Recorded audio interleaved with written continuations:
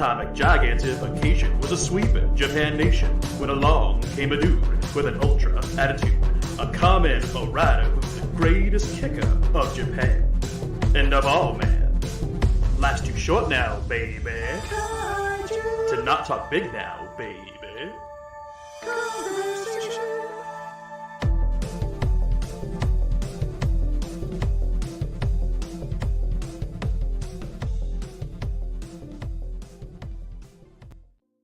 Welcome everybody back to a brand new episode of Kaiju Conversation Live! I am your host Elijah, and joining me today is a very special guest. You probably all know him from his posts on Twitter, or if you hang out in our Discord server, he's in there. I would like to welcome everybody. Please welcome Jack. Hey yo. It's great to have you on. I know there's been some bumps, but we're here we are. Yeah, bumps is a good word. That's I look at my calendar and it's like, oh, maybe I can do this. I don't. I feel you. Like, so last night I was talking to my best friend. I was like, hey, let's talk. We need to get and talk about what our plans are for tomorrow. I get my paycheck. You want to do stuff. We have some things we want to get done. I have to go shopping. I have a stream. And he's like, dude, this is why you're always busy, because you plan everything out. You never have a minute of breathing room. And like today, I was running late to this. I took the morning to rest because I was exhausted yesterday. And then it was like, okay, let's go for a drive. Let's listen to what we got to listen to. Come back. I got to do some yard work. And then from there, when at 5 o'clock, when I get my paycheck, I got to go shopping. While shopping, I get everything for the short film that I'm planning on filming Friday. And then I get back, get ready for this, drive to my studio, get my studio set up, and go live. And then when I get home, it's like, I got to get more stuff done. It never ends. See, I feel like you're kind of vindicating me here for being a person who just plans by flying off the seat of his pants, really. I'm all about that kind of because I don't function unless I'm kind of strapped for time. I work better under pressure, I think is my thing. Right. And I plan better under pressure. I do everything better under pressure. So it's funny because I work in education. I'm a coach. I should be planning things out pretty far ahead of time. I don't. With the exception of workouts that I come up with, I really don't. And everything functions fine. I'm just losing more hair because of it. So maybe there's just no right way to do this. I don't know. Well, okay, there is, but the issue is it costs money. You have to pay for somebody to plan everything out for you, and you just do what they tell you got to get done. Well, screw that. I don't have that money. I don't have money. That's not... Did you hear me? I work in education. That salary isn't going to go anywhere with that. No. True. I've thought about it. I've thought about paying my best friend weekly just to get a planner and just anything I need, just write it down. But then I'm like, he's not going to know what all I have to do. It's all in here. Yeah. All 500,000 things I got to do. Yeah. No, and that's kind of me too. I've gotten a little bit better about I have at my desk, I'll just throw Post-it notes under pressure. Thank you, Michael. And I'll just throw Post-it notes all over my desk and okay, this is what I got to do the next day. I'll deal with it the next day. And then I come back, I sit at my desk. I'm like, jeez, this is... Now I have 100 Post-it notes to get through. I don't know what to do first. I did that for a year and a half with when I was doing my Quasar Godzilla short fan films. I had I would sit at my desk and I would be working on stuff, and I'd write a Post-it note, and then I'd write another one, and then another one. And I have a stack of Post-it notes this thick of just stuff that I thought I needed to do. Yeah. And now it's okay, I gotta separate this into what's what's for the film, what's for production, post-production, what's non-film stuff, what like just there is so much and so little time. I always say we need an 8th day. You know, you nailed it with there's always it never seems like there's enough time in the day. It never seems like there's enough time in the day. I just got done with my season, and so no more competition for me, right?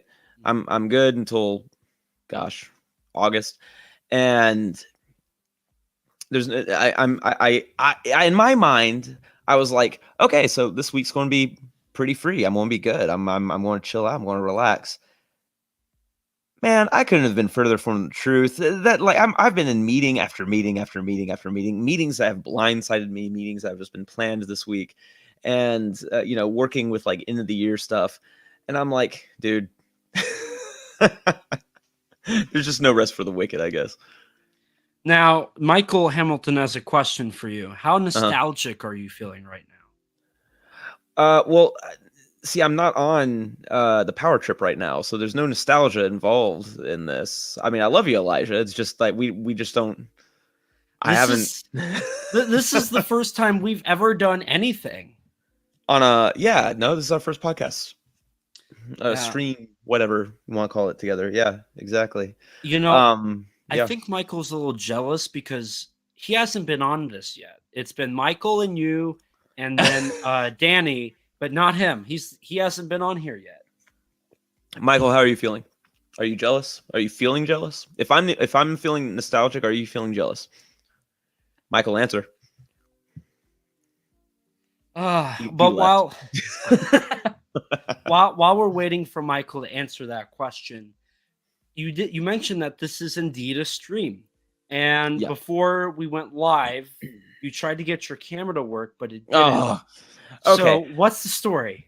See, no, all right, and back when, okay, so you know how Michael and Nate of the Power Trip, they hosted a JDF memorial thing that I was a part. Me and my sister were a part of, and I think JR was part of it too. I want to say JR was part of it, but my computer is about 10 years old. All right. And for some reason, at some point, one of the newer operating systems that I uploaded to it just demolished my camera. Like I can't gain access to it whatsoever. The little green light never turns on. All right. And when you gave me the link to this, I clicked on it and I noticed the little green light came on, and I was like, oh, that's me. That's me on there. Look at that. And it's kind of nice little setup. I have my like movie posters behind me. It was unintentional because I didn't expect the camera to work. So I was like, hey, that's me. I can find it. So I rushed out. I changed the shirt. I'm kind of like, ruffling my hair a little bit. I get those bangs, looking all cool and anime like, right? And and then I rush back. Camera's dead. I don't.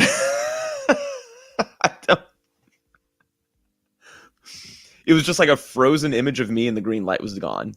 So that was the first blip in like, I don't know, half a decade. So I think Michael is jealous with this response. Jack, if you don't want to. You don't have to make stuff up. I mean, I am quite the storyteller. He's got me. Now, okay, this is the inner IT of me. Okay. Have you hit the settings button and then it opens up your camera settings, and have you went to see if you can change the camera settings? What the hell's a settings button? Do you not have? No, I'm just. I was like, wait a minute. No, I've been through all that, and I've like taken it to like those like secondhand Mac stores, like Mac Authority or whatever, and they're like, well, I don't know what's wrong with your computer. I think you should just get a new one. And I have gotten a new computer, but I don't have all the connections I need to hook up this mic to it just yet. So gotcha. I'll be using that in the future, but not right now. Paul Caroline says, I refuse to believe he looks anything other than Nick Adams. I'm in agreement. like when I hear you talk on like any podcast you're on, or your own podcast or anything, like I just picture Nick Adams. this. Like you Well, are. then why break the embodiment. illusion? This is true. Like you are. Well, I guess you could turn on your camera and have like the Nick Adams AI generated like thing where Oh it's. gosh, that'd be. That's a little too creepy for my taste, honestly. With sunglasses, With specifically. sunglasses. Yep. If I were quite the yes, quite. Yes, quite. I do want to give Michael a shout out. You know, I was supposed to be on one of his shows not too long ago, and I had to turn him down because I just wasn't, you know, wasn't in a place for it, and didn't really complete the homework assignment for it either, and because not to be a downer or anything, but I knew people in the Covenant shooting in Nashville who were killed, and that kind of tossed my world topsy-turvy for a little bit. And you know, I'm dealing with that while also like knee deep in a season. I mean, I had 3 weeks straight of competitions that I had to get these athletes to, and it was just difficult. And you know, when you asked me, I wasn't real sure I wanted to do this either, but then you were like, no, it's not going to be like topic related. There's no homework. It's just kind of a, you know, just whatever. Part of my language would shoot the shit kind of deal. Yeah, you know? that is what this is. And I was like, you know what? I could use that. Actually, I could do that. So, yeah. So, I mean, you know, I get all that to say, thank you for inviting me on. And, I think this is good. And I know Michael understands. I'm glad he's here, kind of like chilling out, listening, overhearing, watching, ridiculing. Yeah, I mean, that's what he does best. He ridicules everybody. Or takes it. One of the two. Or takes the ridicule. Yeah. Yeah, he's a good guy. He's a good guy.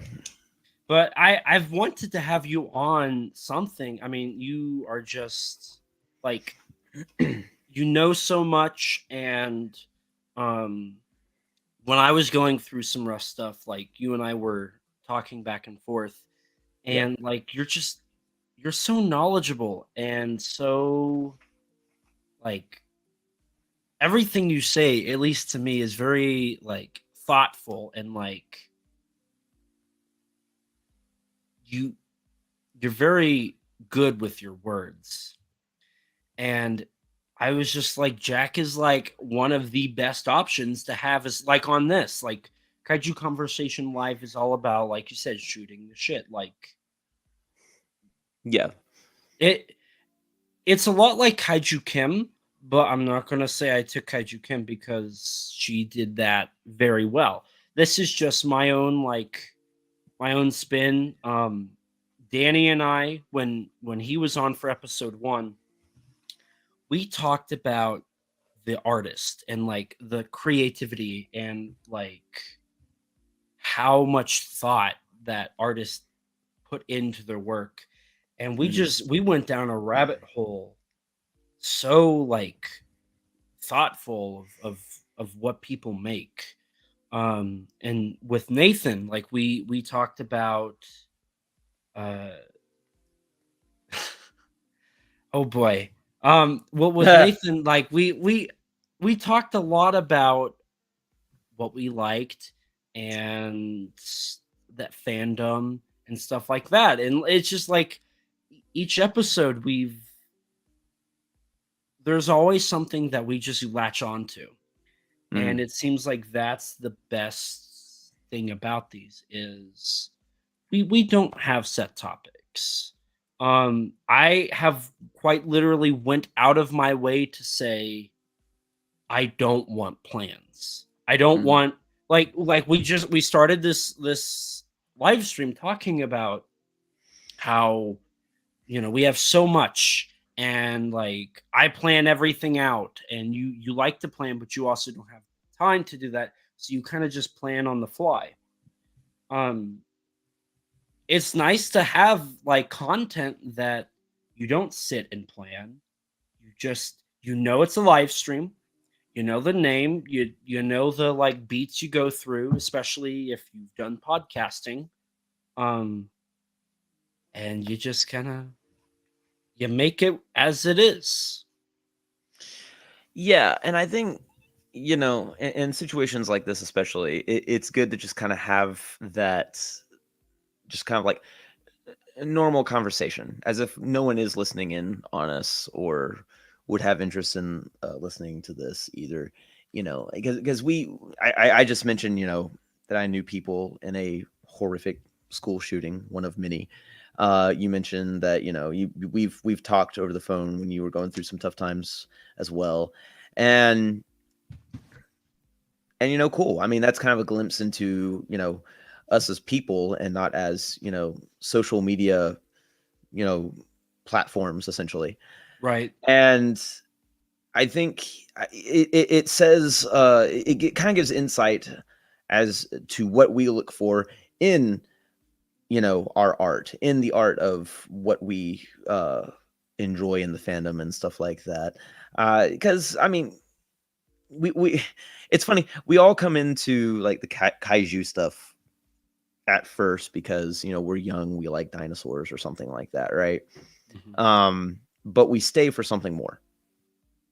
I feel like the young me got into Godzilla for one reason. The older me stays with it for others, and that's okay. I feel like the reason why we enjoy stuff needs to evolve, because it also shows that you have grown and changed as a person as well.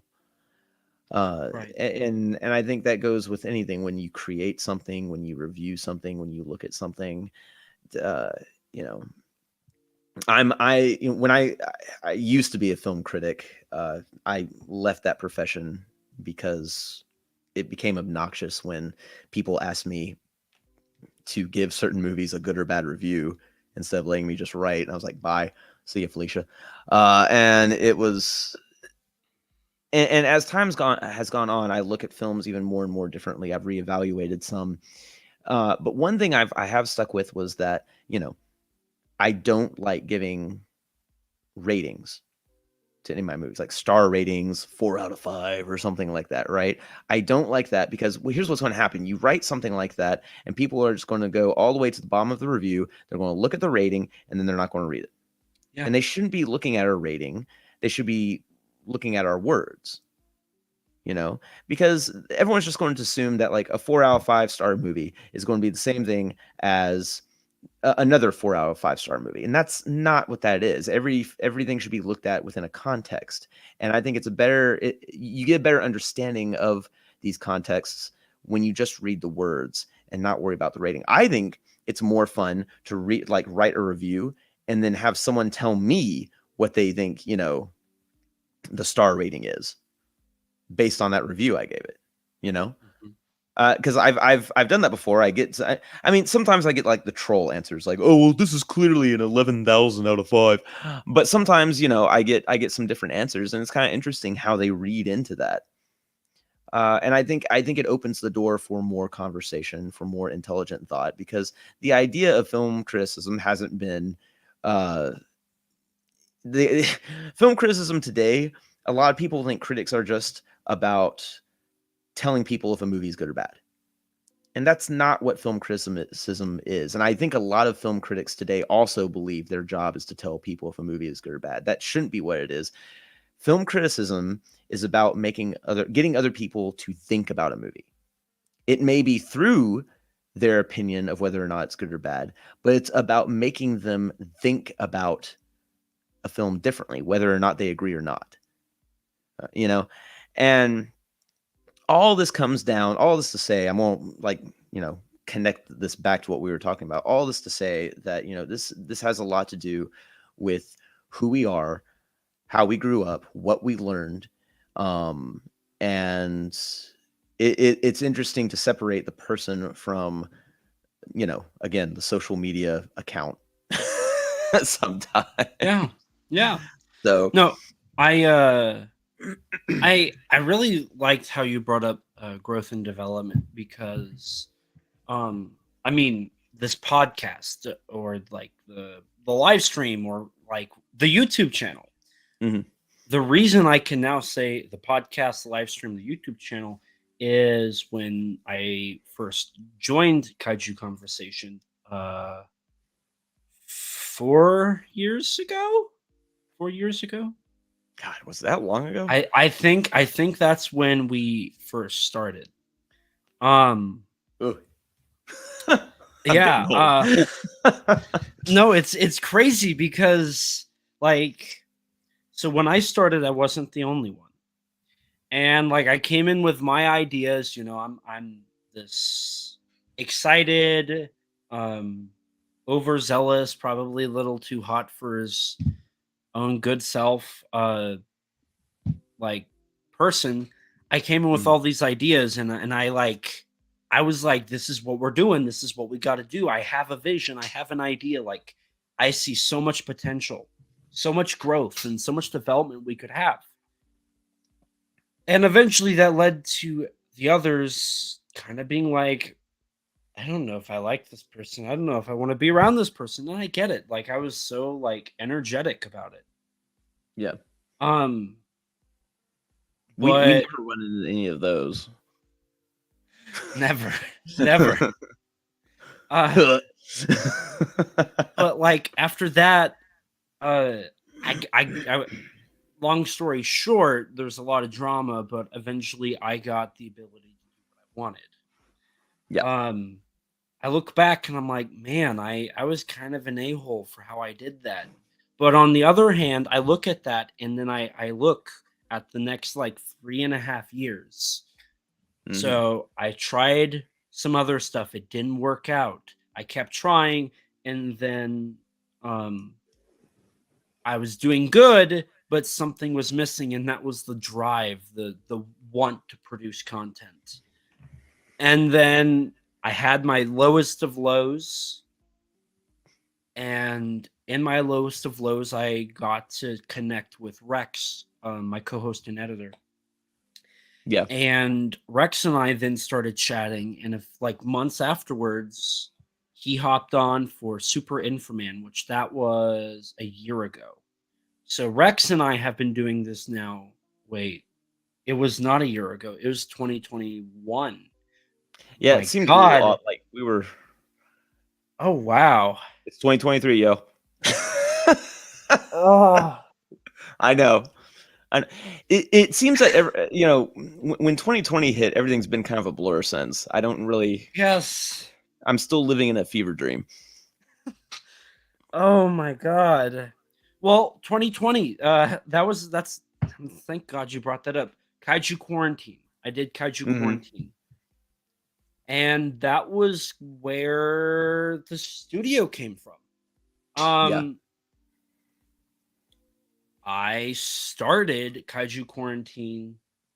I wasn't the one that started it, but like when I did it, I was in here. I had a little shotgun microphone that I bought for my phone on Amazon for $50. Using the computer that was in here. I had no lighting. It was just this microphone and me. And then, Kaiju Quarantine 2 happened. Same thing. Kaiju Quarantine 3, I stepped into the limelight a bit, and I filmed some anchors for Kaiju Quarantine 3. And I started, like, that was my first time doing streaming. And from there, Rex and I eventually started Kaiju Conversation back up on its third year. No, second year? 20. Oh my God. Time is not standing still. I know. People ask me, hey, what'd you do the other day? And I was like, I would be like, I honestly don't. Part of it is, and I've said this before, so I won't dive too far into it. My podcasting schedule.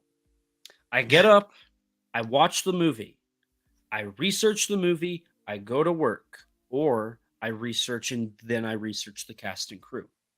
After work, I come to the studio, or I just go straight to the studio after my researching. I prep for the podcast.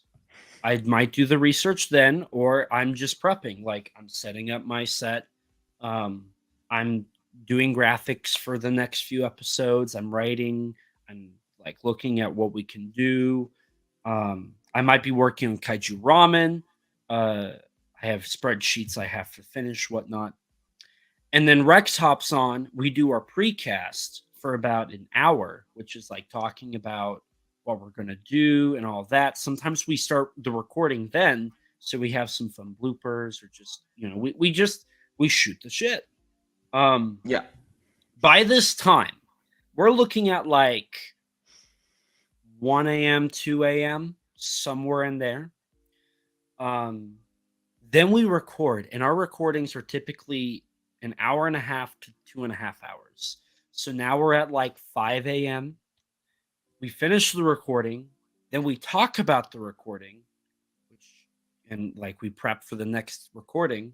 So that's another like hour and a half, 2 hours. And then I go get donuts, I eat them, I go home, I go to bed, I get up, I go to work.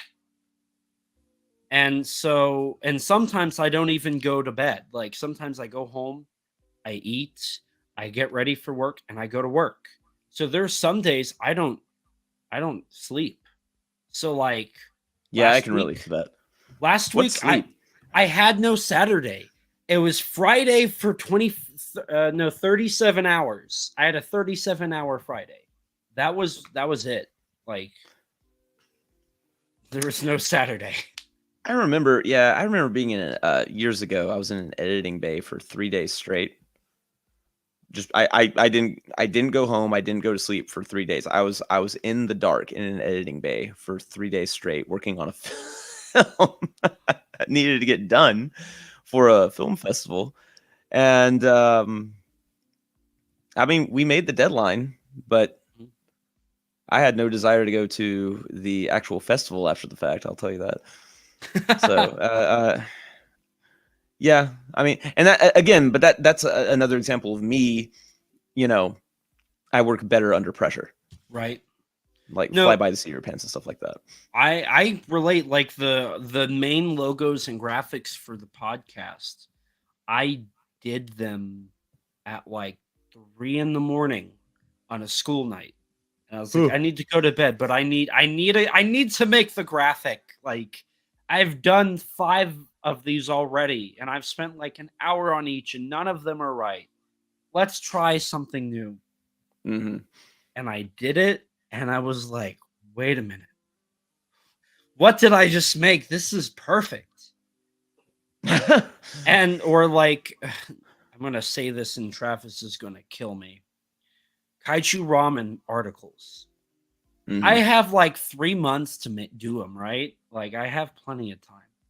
Yeah. And I research them and write them in like a weekend. The pets weren't happy with that either. I know that. Yeah, no, I know, right? But yeah, I'm like, I have 3 months, and I do it the weekend before, like, they're due 120%. See, I'm kind of the opposite on that. Like, I have like probably a stack full of Kaiju Ramen articles that I'm like, I just haven't submitted yet, and partially because I'm not happy with them just yet either. So they kind of sit there, and I keep tweaking and tweaking and tweaking and tweaking. And I don't want to say I'm a perfectionist. I don't like that idea, but I just think it takes a while before I'm satisfied with them. It takes me forever to actually peel out an article. So, and I also just wanted to correct myself real quick. So the redo of the podcast. So first of all, it started in late 2018. So this is actually the 5th year. Oh my God. The reboot where Rex and I started doing stuff. Rex wasn't actually on the first episode. He was on the 3rd one of the reboot, but it was October of 2020. So that means Rex and I have been doing this for 3 years as of October of this year. Which, man, poor Rex.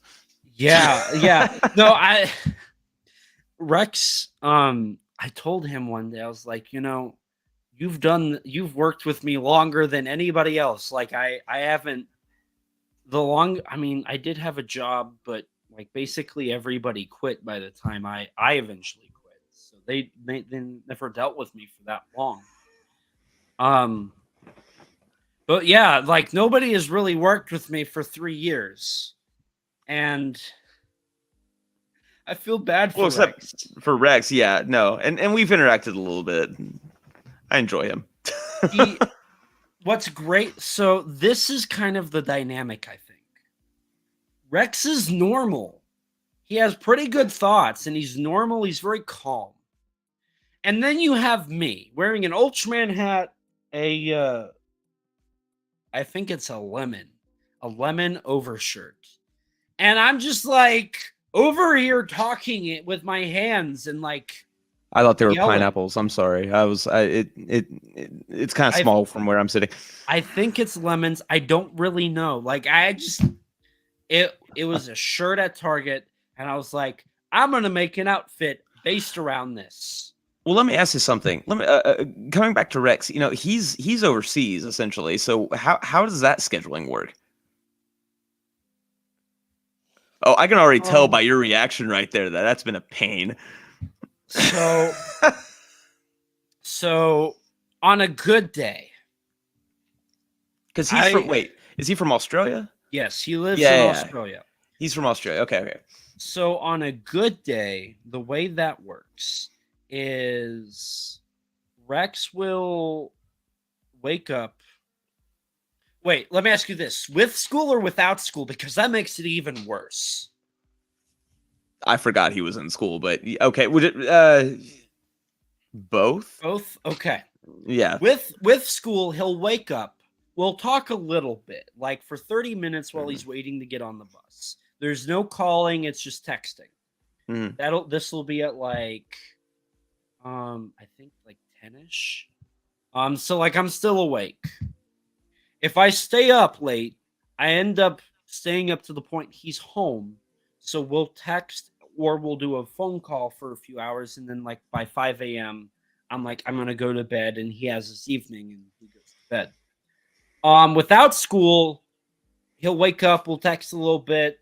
If I'm at work, when I get off work, we'll call or I'll just call him whenever. And we'll be on the phone till I go to bed. On a bad day, the way it works is I message him while I'm awake. I get home, I go to bed. He messages me while I'm sleeping, and then I have to reply to him hours later. And it's just a really slow conversation. That's why I think Rex and I, we try to not talk without a recording going on. Not only because Rex and I sometimes have had amazing, deep, thought-provoking conversations, and we're like, "Why weren't we recording?" Like, this would have been great. Doesn't that suck? It does. Like you're having a great conversation with a friend, and you're sitting there going, "Man, that's better than anything we've ever recorded. Why weren't we?" It's like, man, like we've just agreed to not really call unless it's necessary. Mm-hmm. So we don't really talk unless we're recording, which is why we do our pre-recording, recording, and post-recording. So we basically have a 10-hour phone call. We usually just text. Like earlier, last night, he messaged me while I was sleeping. Hey, I might not be able to record the planned day. We might have to delay it. Right. So then I texted him, I hope I did. And I'll just wait for him to respond with an answer. And he's watching this somewhere going, "You what?" Let me check my phone. No, you didn't. So Rex, if I have a message, you just let me know what the answer is. There was somebody that messaged me that I meant to reply to, and like I didn't for like a whole day, and I was like, crap, I need to reply. Who was it? It was like my boss or something. Yeah, no, that happens a lot at work. I mean, granted, it's like these emails asking me some like these dumb questions, and someone gets on to me and is like, "Hey, are you ever going to reply to this one person?" I'm like, "Yeah, when did they send the email?" I was like, 5 days ago. Yeah, I should probably do that by now because it was like a nothing. I don't know. There were just more important things in my job to do, but at the same time, the email would have taken 120 seconds, so I should have. No, out of the way. I have that problem too. Like people will text me, or I'll get an email, or like I'll have a missed phone call, or somebody sent me a Snapchat message or something, and it would literally take a matter of seconds to like stop and open that. But you don't. I don't. You're already like laser focused on something else. You don't want to take the 20 seconds to do that, and then you forget about it. And I'm sure, I think a lot of it, and I think you can relate to this because you're a coach. I'm a manager. So like everything has to be done because I'm the one that like makes it happen. I'm the one that empowers them or like gets them to do it. And I'm the one that has to make sure there's results. Right. Everything needs to have been done yesterday. And so like I'm a employee of Kaiju Ramen. I have to get stuff done. I host the podcast, so I have to get stuff done. I manage where I work. I have to get stuff done. I put in 50 hours a week there. I put in like at least 15 hours on Kaiju Conversation. And then I put in at least 5 hours on Kaiju Ramen. And like, I'm sure there's moments during all of that I could stop and pull out my phone and just send a quick text, but I don't. I just, it escapes my mind, and I'll leave it in my notifications bar. And then like a day will go by, and I'll finally be like, why do I have so many notifications? And then I like will go through. I'm like, oh, I should have replied to that like within a minute of them asking, because now it's irrelevant. Or I like made them wait on an answer for something so quick. It just, I'm so focused on getting everything done that it just doesn't happen. Or I'm moving so fast that I'm just like, I can't be bothered. I'm going from point A to point B to point C, and I'm not even thinking, oh, I should stop and make sure nothing's happened. Right. Not much time to look at your Discord channel, right? No, that's actually something I feel kind of bad for this. I used to be the most active individual in my Discord server. I have the opinion of, as a good Discord owner, you should be active and talking with people. And for 3 years, I did that. I did that successfully. People interact. Everybody knew me. I knew them. Like, I'd hop in, and it was like seeing an old friend. Yeah. Granted, stuff happened, and like I don't like Discord as much anymore. But I still hop in. But I'm like, who am I talking to? Like, I don't know who you are. I don't know, like... Well, some of them, you know. I mean, sometimes you just hop in to tell them, you know, we get it. You have the taste of a 2-year-old. I loved that comment, by the way. That was hilarious. Did I say that? Oh, yeah. I'm not going to mention who it was you said it to. You basically replied to someone, we understand. You have the taste of a 2-year-old. I just dropped my phone. And you know, I literally came on Discord just to say that and leave. I would like to think so. Yes, because I just happen to be because you and I are rarely on at the same time because both of our schedules are nuts. and I was on there, and you just popped in on a particular individual who I have a lot of fun with, and you had just had enough. You're like, we get it.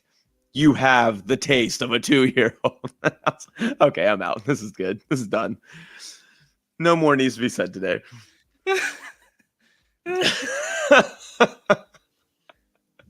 You know, I don't remember saying it, but you know who I'm talking about, right? I do. I like. Yeah, there you.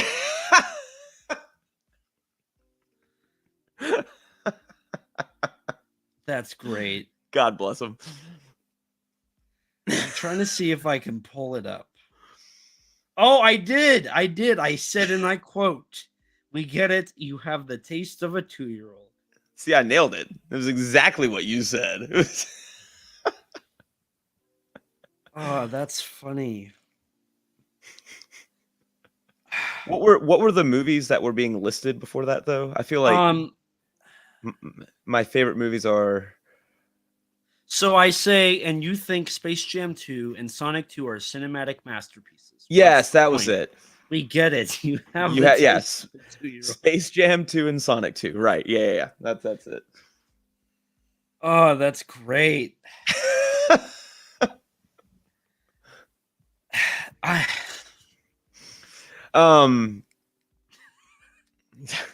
can't speak to Space Jam 2. I've pretty much just avoided that like the plague, but I like Sonic 2 for what it was. I had to write about Space Jam 2, but I successfully did it without watching it. I just had to say that Warner exploited their copyright-free version of Kong and included him, which is another problem with copyrighted characters falling in the public domain. But that conversation, I have learned, never have that conversation, because if you do, there will be arguments and things said and friendships lost. Because, oh my God. The copyright thing I don't get into very much anyway, because I feel like there's a whole lot of information from the powers that be that we don't have. Like there's this whole thing with the let's go back in some kaiju talk real quick. The whole thing with Godzilla 1998 and Zilla. And I understand I came late to this, but I understand that got turned topsy-turvy with the release of a statue or something. Was that what it was? No, it was a Zilla statue or something. So people got upset because Toho licensed Zilla to Spiral Studios and not Godzilla 1998. Yeah, and the design is very clearly the 1998 of that Totopoulos design, right? And so the argument was Toho. So there's a thing on the line on the internet, on the information highway, on Toho no longer renewing that copyright. Zilla was no longer renewed. It ended in 2019. Yeah. But from my understanding of copyright, you don't have to renew it to use it. Or something. It's something about the use versus the actual licensing of the. Yes. I don't know. I leave this to smarter legal people. It's very convoluted, but long story short, anything tied to the 98 movie is Godzilla. Like 98 series, animated series, that's Godzilla. You can't argue that. If it is based off of that, that is Godzilla. Sorry for anybody who hates the movie. It's Godzilla. Suck it up. Legally, yeah. However, this is why I still call it Gino, by the way. I think it's still an applicable name. It is Godzilla, but in name only, legally. Right. Anything based off of the Final Wars character or whatever Toho deems, because Toho owns the term Zilla for the monster in that look, is Zilla. And that's it. Sorry, 98 fanboys, it's Zilla. Suck it up. Well, my understanding was that simply anything pre-2004 was Godzilla using that design, and anything, or after 2004 relating directly to the 1998 movie was Godzilla. But then the 2004 iteration, from there onward, and any new stories regarding that design, it was Zilla. Yes. And then this statue throws a monkey wrench into that. Almost. So here's the thing. there's been 3 appearances, or I guess there's 4 acknowledgments of the Zilla Godzilla character. You have Zilla in Godzilla Rulers of Earth. Yeah, the Matt Frank. Yeah. Yes. That is Zilla. It's said to be Zilla. It's Zilla. Like, yes. Yeah. There's the Gashapon that is Godzilla. It's based off of the movie, the 98 movie. It's credited as Godzilla. There is also an X Plus D for real that is based off of Godzilla 98 that is named Godzilla. So there is 98 merchandise still being produced. Right. But when Spiral got the license, which this is the first time a statue has been made since 1998 when X Plus did a Godzilla statue, Spiral Studios was required by law to name it Zilla. That's just because that's what Toho wanted. If I'm going to be a conspiracy theorist, it's Toho doesn't want quality stuff out there as Godzilla 98. They wanted a Zilla. Because that, Okay. I mean, not only would that benefit them, because then they're going to look at Final Wars and not 98, because Sony's going to make money off of 98 if they look into 98. Is that how it works? Sony, I'm pretty sure Sony has international ownership of 98. Whereas, the movie. Yes. Yeah. So, like, let's say somebody sees the statue and they're like, whoa, this is pretty cool. When they look up Godzilla and they see this design, they're going to go watch the 98 film, which loses Toho money. However, if they look up Zilla and they find out he's in Final Wars, they would, in theory, watch Final Wars, which Toho owns and licenses out. So they make money off that. At least, that's what that would be an argument I would make. I know it's a bit of a stretch.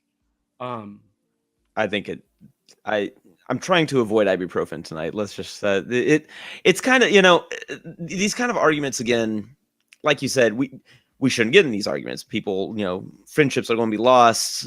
People who think they're really smart and think they know all this information and actually don't are going to come in making up their own rules. And it just gets goofy. Kind of like the I was on the phone. Speaking of goofy, all right, here's a topic. I was on the phone with Michael yesterday. He was I think I called him and I just let him know I was doing okay. And he asked me about the GXK trailer. What's the full title of that? Godzilla X Kong. The New Empire. The New Empire. Yeah. The next MonsterVerse movie trailer. And it's not even really a teaser even. It's just a title reveal. Okay. And, he asked me what I thought of it. And all I said was, well, it's a teaser. And he said, have you heard about all the controversy about it? And I really haven't been interested enough in it to look into any controversy. So I was like, let me guess it has something to do with Orangutan Kong potentially being the main villain. And he looks at me and goes, wow, it's almost like you scoured all through the internet to discover that. I was like, no, it's just painfully obvious that that's what, the mob is going to go after, right? Well, and then he tells me, I wasn't aware of this though. He tells me that apparently people have been like messing with the speed of the trailer and hearing a voice. And they think that the King Louis is going to talk or something like that. I've heard of that. I haven't looked into it.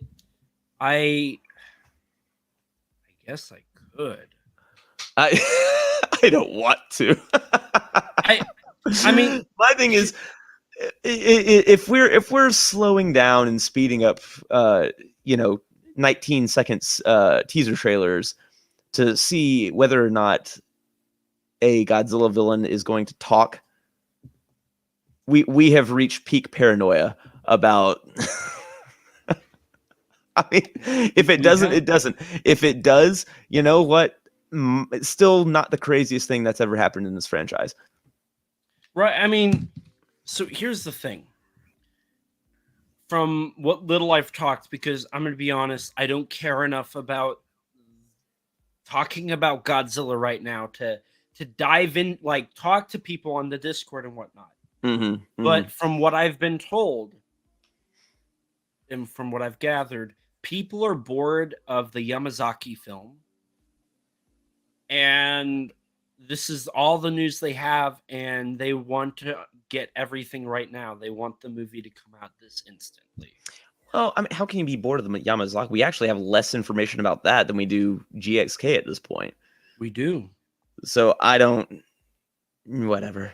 And I do think we're going to get the Yamazaki film, like information on the Yamazaki film pretty soon here. I think the director dropped something recently, which kind of hints at marketing kicking in pretty soon. He made the infamous G, his profile picture, which, yeah. I mean, I personally, I'm pumped. Like, oh yeah, you know, I've been screaming at the clouds for years for this to happen, right? Yeah. And now that it's happening, I'm afraid it's going to bite me in the ass. But no, I think he's the right man to do it. I thought he was going to be the one to do it in 2016. Only because, you know, August Ragone, he pointed out that his schedule was open for this. And now that it's finally happening, I'm just crossing my fingers, being like, please don't screw it up. And I think I was talking with Rex about this. Like, this is, I don't know everybody who's directed a Godzilla movie. I don't know their entire like back history, but this is the first time we've had a award-winning director touch. This is one of only 3 instances where we've had an award-winning director touch Godzilla, whether it's for Godzilla or pre-Godzilla. Yeah, well, okay, yeah, and that's Honda, Higuchi and Anno, now Yamazaki. Yeah, but Yamazaki's coming into it with 2 Japanese Academy Award wins. Is it only 2? I feel like there's something else he got. I think he won one for effects for like Space Battleship Yamato, and then he won. Yeah. Didn't he win one for like 2 of the 3 Always films? So I'm pretty sure he won for the first 2 Always films. I don't know if he won, at least one of them he won for screenwriting. That's all I know off the top of my head. I don't feel like researching it right now. Yeah, it's like I don't like, there's a lot there, but like Yamazaki, like he has so much. Like, no, he does. He's a very versatile director, which is one of the reasons why I'm really excited about the fact that he's touching it. Way more excited than I was with Anno. I kind of had to get excited about Anno touching it back in 2016, but Yamazaki, I think, has a larger and more versatile resume under his belt. And to me, this just makes way too much sense. It's clear he's been a fan since the early 2000s. I mean, he had to shoehorn Godzilla into one of his Always films in a dream sequence. He did the ride, the Godzilla ride thing, which, to be fair, I didn't love, but it's clear that he loves Godzilla. Mazer Patrol just said he also won for Eternal Zero and Stand By Me, Doraemon. Okay. Yeah, I recall the Doraemon. I didn't know he won for the other. So he has a great deal of talent. He's really climbed up the ladder in the Japanese film industry, because, you know, I remember back when he did Returner and Sony brought that over. Along with like all the, you know, the Millennium Godzilla films in the early 2000s. And I bought that film on a whim. You know, it was back when Best Buy actually had a selection, and I grabbed it and took it home, and I loved it. I thought it was, you know, it was equal parts Terminator meets Independence Day meets The Matrix. And for everything it was lifting from, it worked. Yes. It worked, and it was so much fun. And to see like how he's gone from that movie to what he is now, he's a juggernaut. And, I mean, and he's already helped. I believe it was his effects company that actually did some of the shots for Shin Godzilla. Yes. Shirogumi did effects for Shin Godzilla. Yeah. And then didn't he work on a Godzilla movie as like a special effects artist? I mean, it's likely. He had to start somewhere, right? Right. I know Higuchi started as a crew member. Was it a crew member or was it a cast member on 84? Crew member. He was he was working in the effects department, of course, with 84. And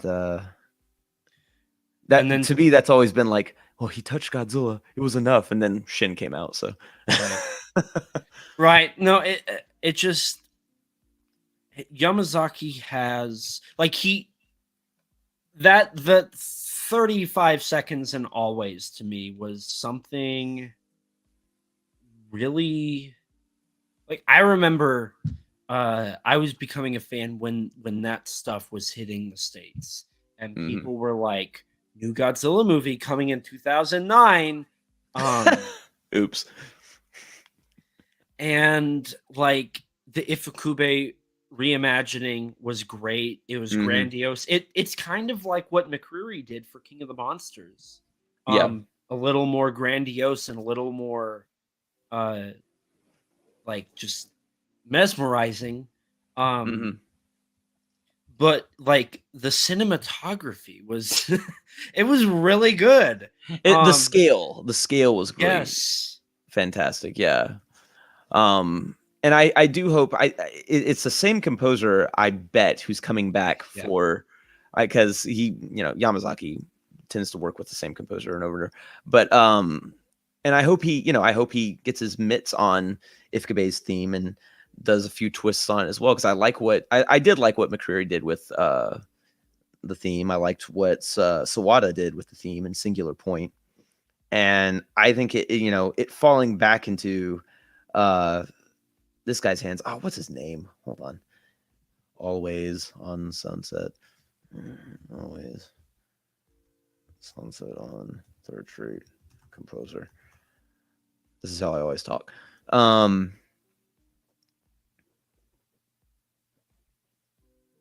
No, that is not who it is. That's not who I'm thinking of.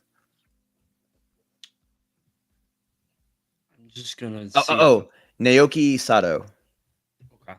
Naoki Sato. That's who it is. He works with Naoki Sato constantly, and I am going to, I will put myself over train tracks, and that he will be the one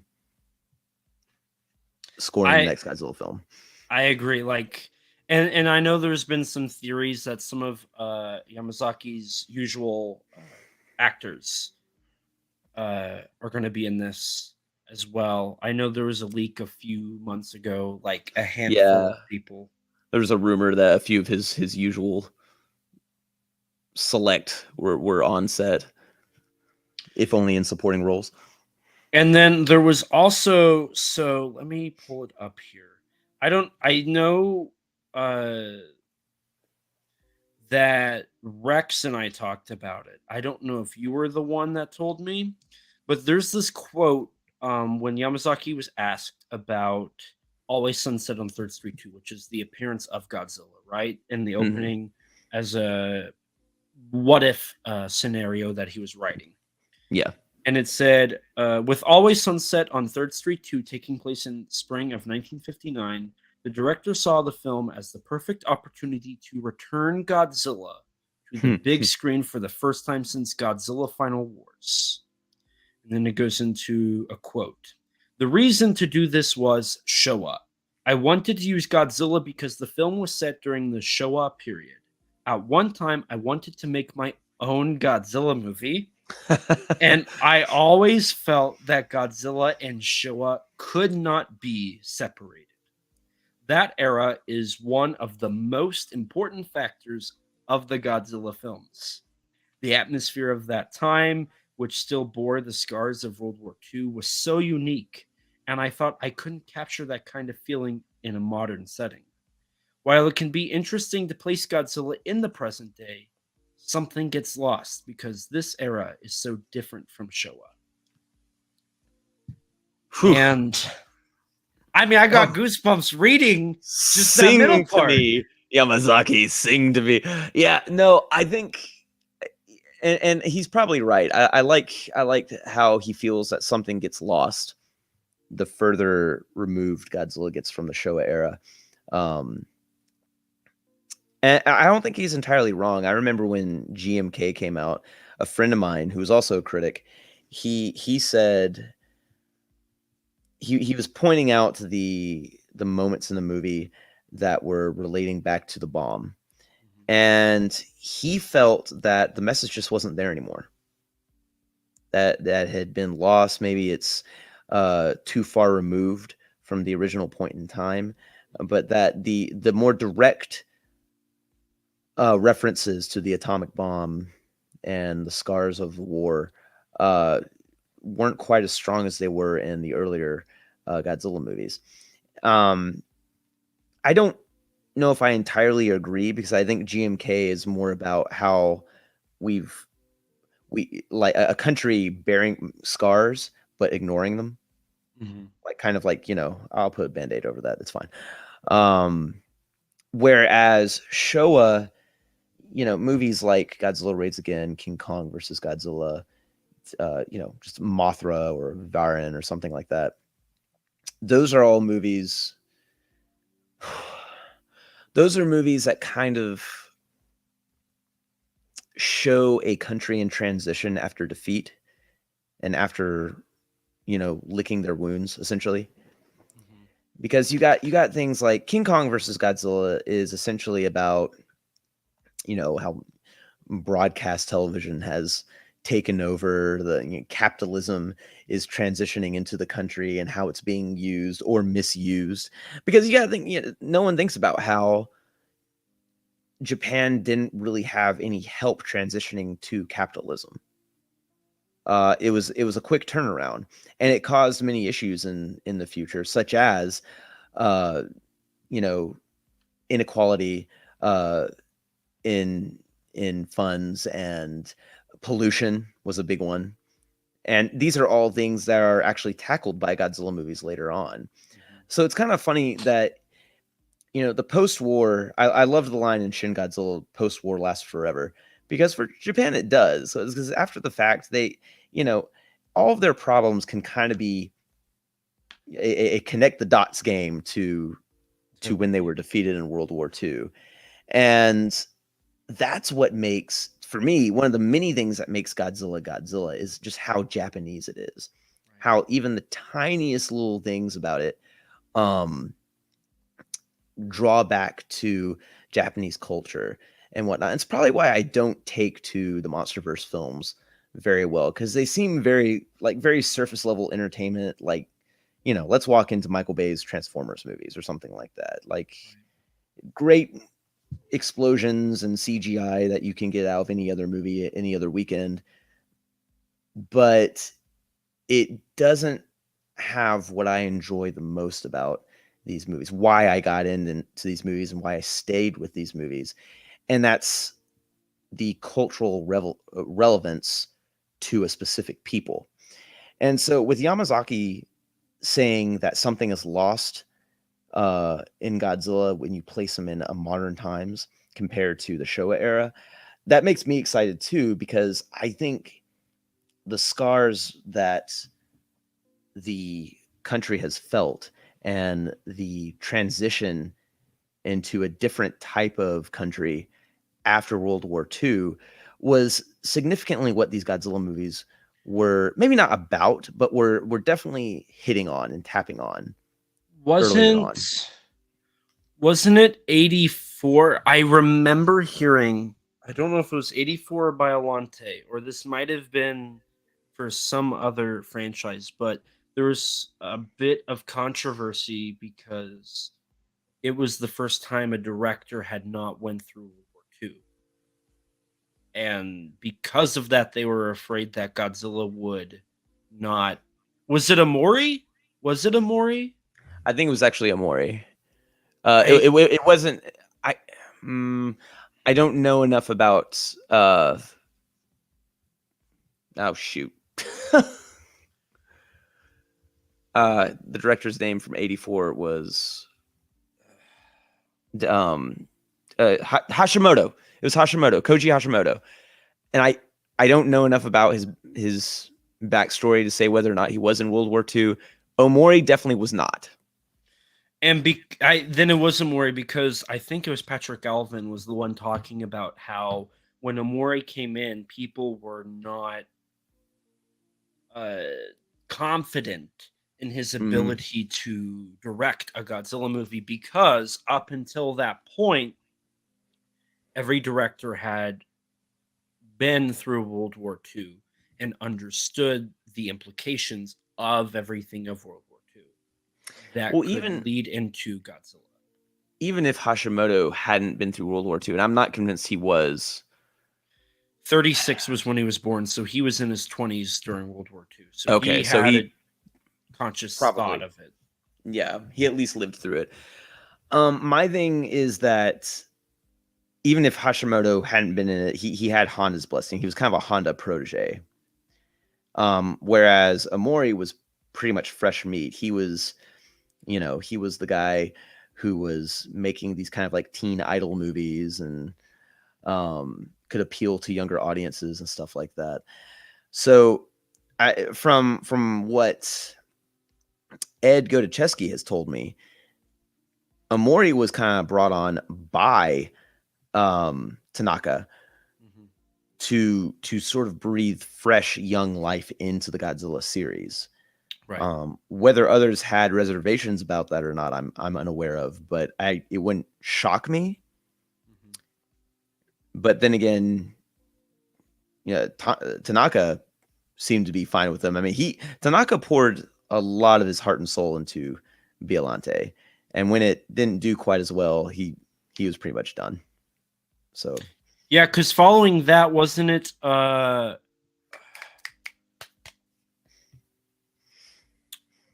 follow-up producer? Didn't he start stepping Shogo Toyama? Yeah. Tanaka stayed on as an executive producer, but it was Toriyama that pretty much took over up until Tanaka's death with was it 97? 96 or 97, yeah. Tanaka, he was still a producer on Destroya, but he died shortly after that.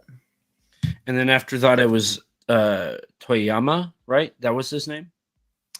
Yeah, I want to make sure I get him. I mispronounce his last name with Akira Toriyama sometimes, who's the Dragon Ball creator. Tomiyama, right?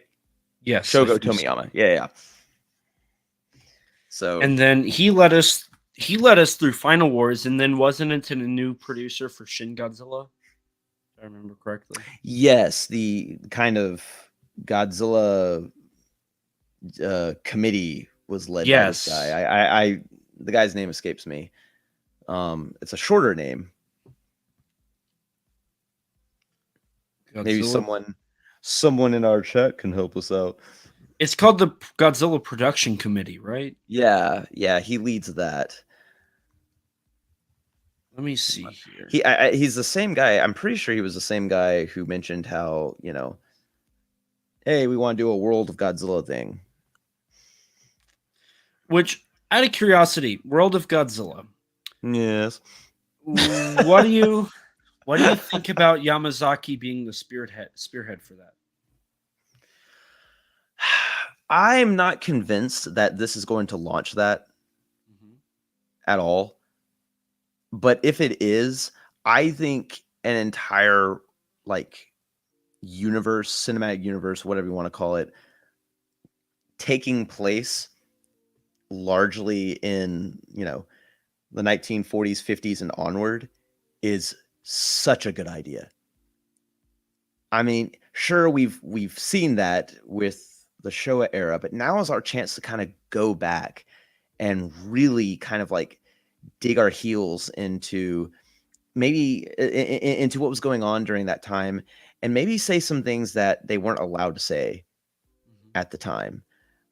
We now have the filmmakers now have the foresight of what's happened since that time period to kind of go back and look at things. And I think right now, keeping Godzilla and his adversaries in the past would really bring in some really rich themes and storytelling. I'm kind of over all the super weapons and super X's and Argos and all that jazz. I mean, I think the MonsterVerse is doing well, kind of going zany right now. Let them do that. But Godzilla Zero taking place in like the 40s and 50s. Oh, sing to me. You know, it's I'm infinitely more interested in that than I am round 2 of Godzilla and Kong, or Godzilla and Kong versus King Louie. Huh. So I'll say this much: as far as the MonsterVerse goes, I do have more interest in the Apple TV show than I do the next movie. I'll say that much. I kind of want to go into that a bit because, as we both know, I have major opinions of all that. I just wanted to real quick touch on Minami Ichikawa. That it looks like he is the person who runs the Godzilla production committee. Because here on his Wikizilla page, look at me looking at Wikizilla to get confirmation. It says Ichikawa notably produced the 2016 film Shin Godzilla, making him the third executive producer of a Japanese Godzilla film after Tomoyuki Tanaka and Shugo Toyama. So I can't believe it's that few. I know, right? You like know? there's about a half a dozen, right? Or is it a dozen now, Godzilla directors, but there's only 3 producers. Because you have Moriyoshi Oda, Ishiro Honda, Jun Fukuda, Koji Hashimoto. I know who you're talking about. Hedra. God. Hedra. Oh my god, I usually can just Hedra. like someone. Yoshimitsu Bano. Yoshimitsu Bano. There we go. Mori Hashimoto. That's 7, right? Yeah. And then Ryuei Kitamura. I know I'm jumping, but Ryuei Kitamura, Akawara, Yamashita, GMK. Oh my god. I can't. Oh, Susuke Kaneko. Yes. And then Tezuka. And then Higuchi and Anno. So Higuchi and Anno. Yeah. And then Yamazaki makes 11. Yeah. And I'm willing to bet Ichikawa's going to produce Godzilla Zero. I feel like that's a good hunch. Yeah, I can see that. I don't see any reason why he wouldn't, especially if he's still leading the committee. Yeah. So it's so that like the thought of there's only been 3 producers, but now 11 directors, like kind of makes you wonder if we do need to stir the pot a little bit with more producers. But I don't see that happening. They're pretty yeah. I mean, in Japan, I was going to bring this up. So, post-war Japan's really influenced by World War II. David Callett has talked extensively on J-Horror and how that post-war Japan was heavily influenced by the effects of World War II. He also went in to say that your like Ring and Ju-on, stuff like that, the reason it was so because like Nakata and Takashi Shimizu, Takashi Miike even, they're all still active in J horror. Takashi Shimizu actually has a film coming out this May. I think it's called Immersion, which has to do with, I'm pretty sure it has to do with AI. We're entering the world of AI at this point, so it's becoming really relevant in film. But the reason why J horror has failed as a genre at this point, because nobody talks about it, is it was a producer's game. And producers are what made the J horror boom of the 90s and early 2000s so successful. They are no longer working with the same writers and directors. And because of that, J horror has fallen into a niche and a niche that, like, everything's the same now. Everything follows a similar idea, and it just never came back. You have Shimizu and Nakata, director of Ju-On in the Ring. Both of those directors are still doing stuff. Nakata even went back in, I think in 2019, directed a Ring film, but it never worked. So maybe the reason for Godzilla's failure or success could be because of those producers. Well, and I don't know. I'm not as well versed in J horror as you are, but I'm versed with 70s and 80s horror, which that ran into some issues. That began to stagnate after everyone started doing the same thing, and it was just they were just spinning their wheels by the end of the 80s. And then by the 90s, we had a few decent horror movies that did something new. You had like Scream, for example. But not a fan of Scream. Not a fan, I'll be honest. Fair. I mean, I don't exactly look up to it that much, but I found it more interesting than whatever else was going on in the 90s, which was a complete disaster. I'm not very kind to 90s film in general, but that's me. So it began to stagnate, and then we didn't have much in the 90s, and that's probably also what happened with that as well. You can blame it on the producers, but I feel like there's also things going on that we got to take into account. Like Tanaka had the unfortunate collapse of the Japanese cinema industry in the 1970s. I mean, the fact the Godzilla series was still going on into 1975, it probably should have been put on ice beforehand. They were just too expensive to produce, and cutting budgets for movies like that were what was maddening. Yeah, maddening for the filmmakers. I mean, Fukuda was losing his mind, I'm sure. And as much as I love Terror of Mechagodzilla, it was significantly, I hate to use the word cheaper, but it didn't look as polished as the 60s stuff at all.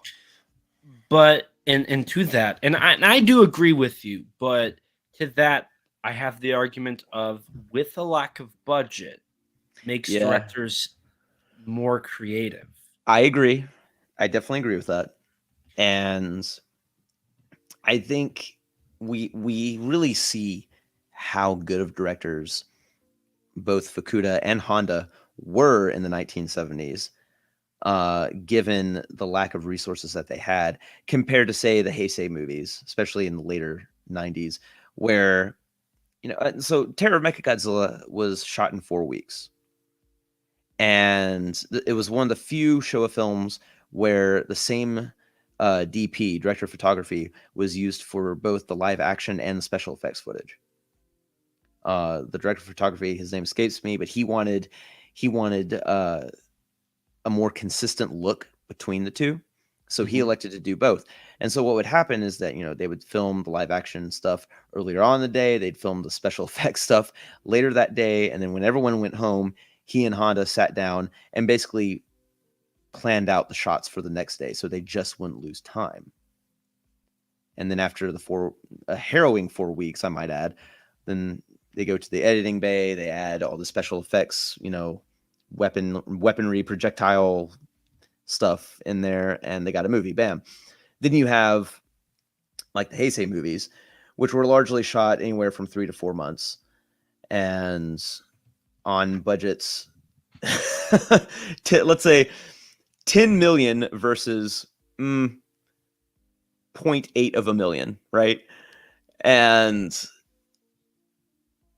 then they end up using Bandai Destroya figures for a scene in Godzilla versus Destroya. I mean, I don't. Yeah, I can't. It's painful seeing a sort of lack of resourcefulness from some of the later filmmakers. Yeah, because I think had Honda or Fukuda lived long enough to do maybe say a Millennium movie or something like that, we would have seen something really, really extraordinary. well, I know at one point Honda was supposed to direct the Ultra Q movie from 1990. I thought you were going to say Mechagodzilla, and I was about to rebut, but yeah, I have heard that, and I have no rebuttal against that. Was he really considered for that? From what I understand, he was considered for Ultra Q, the movie, and he even almost did a Daimajin remake in the 90s. Oh, that would have been interesting. I think that would have been right up his alley. Speaking of 90s, I'm going to catch up in the chat here real quick. Michael said 90s action films were peak cinema. Yeah. I mean, Bad Boys, like, Michael Bay's an awful director, and, like, he should be barred from, like, making cinema. But the first Bad Boys is kind of fun. Like, I can't say no to that one. I've had AMC on in my office, kind of just like perpetually because I can't work without the TV on, and they've been playing Air Force One, Harrison Ford, almost nonstop. That movie is so dumb. I love it. It's your standard bargain bin, Walmart bargain bin 90s action movie. I mean, it just, and that's why I think of like 90s action movies are a lot of Harrison Ford movies with him saying, "Where's my family?" And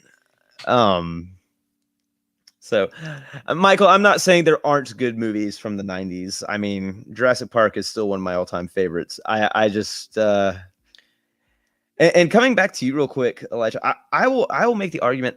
I think Michael Bay actually makes very cinematic looking movies. I think he makes good looking movies. I don't know if that makes him a good director, but he knows what he wants and he gets out of it exactly what he wants. He makes some very cinematic looking movies. Are they good movies? Well, but I mean, you can't argue that his style is. I mean, he when you see a Michael. So when my best friend showed me Bad Boys, within a minute I said, "Oh, this looks like a Michael Bay movie." Right. And then his name pops up, and I said, "Wait a minute, that was a joke." No, is he really the director? Yeah. So yes, he has a style. Sometimes I would say he's cinematic, but other times I'm gonna be like, I can't tell what's happening in Transformers. Oh no, I can't either. And I find it so funny how people jump on top of me like, "Oh, I could see everything perfectly fine." I'm like, good. You must be used to just, waving your phone in front of your face really, really, really fast and understanding what that is, because I cannot tell what's going on.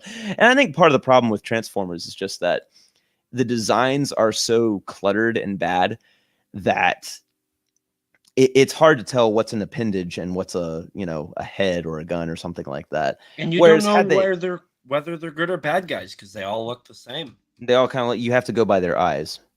It's a movie series based on if their eyes are red, they're bad. That's but I like Transformers. I like the Transformers franchise. I liked G1. I liked Prime, and I'm will swear up and down that Beast Wars is to this day the Amazing. best Transformers story ever told. Yeah, exactly. Amazing. Michael Bay was not it. He knew what he wanted, and again, I think it looks cinematic. I don't know what I'm looking at all the time, but it does look cinematic. But that just wasn't it. And it's funny you bring Transformers up because one of the movies I was asked to write a good review for a newspaper for was Transformers: Revenge of the Fallen. And they this message is immediately relevant. And so, or a huge pair of dangling wrecking balls. And so I told him, I was like, no, I'm not doing that. I'm not writing a good review for one of the worst movies I've ever seen. And he said, well, we're going to get a lot of perks from the studio for it. And the studio wasn't going to pay them. A lot of people think that, when studios pay off newspapers and stuff like that, that they're paying them off with money. That's actually not it. It's more of like bribing with like, hey, free tickets or insider, stuff to the studio's next movie or movie coming out next year, or, things like that. And, or maybe even support for the paper and other places. Maybe they'll buy up ads for the paper. And I was already butting heads with the editor at this point in time. And I was like, no, I'm not writing a good review of Transformers: Revenge of the Fallen. I'm not that good of a liar. And that was that. I parted ways with that particular city paper.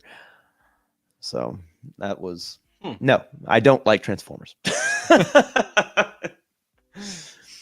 Real quick, Travis said he loves the hat. Thank you. I decided I had to wear something kaiju related, so Ultraman it was. Kind of falling off of the Transformers thing because Michael Bay was fresh meat on the franchise, but somebody like Stephen S. DeKnight, who did Bumblebee, clearly had a better idea of how to do a proper live action Transformers movie. The first 5 minutes is pure awesomeness on Cybertron. Michael also says that as much as he loves Godzilla, Power Rangers, Super Sentai, there is something to be said for a property taking an extended break and allow some fresh eyes and new ideas to peculate. That's a big word for Michael. Ouch. I would agree with that. I agree. Listen, we had a 10-year break from Godzilla. Mm-hmm. Those are the dark ages. Everyone complaining that there's not enough information right now. Listen, it's better. Try staying passionate about the Godzilla franchise when you have nothing for 10 years. No, you're absolutely right. I went outside more though. We didn't know if there was a movie coming until really for 2012. 2012, yeah. When that trailer leaked.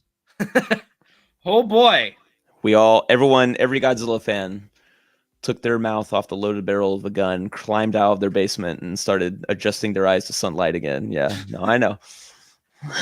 And that trailer, whoever decided to make that trailer, I'd kill to have a Godzilla movie that way.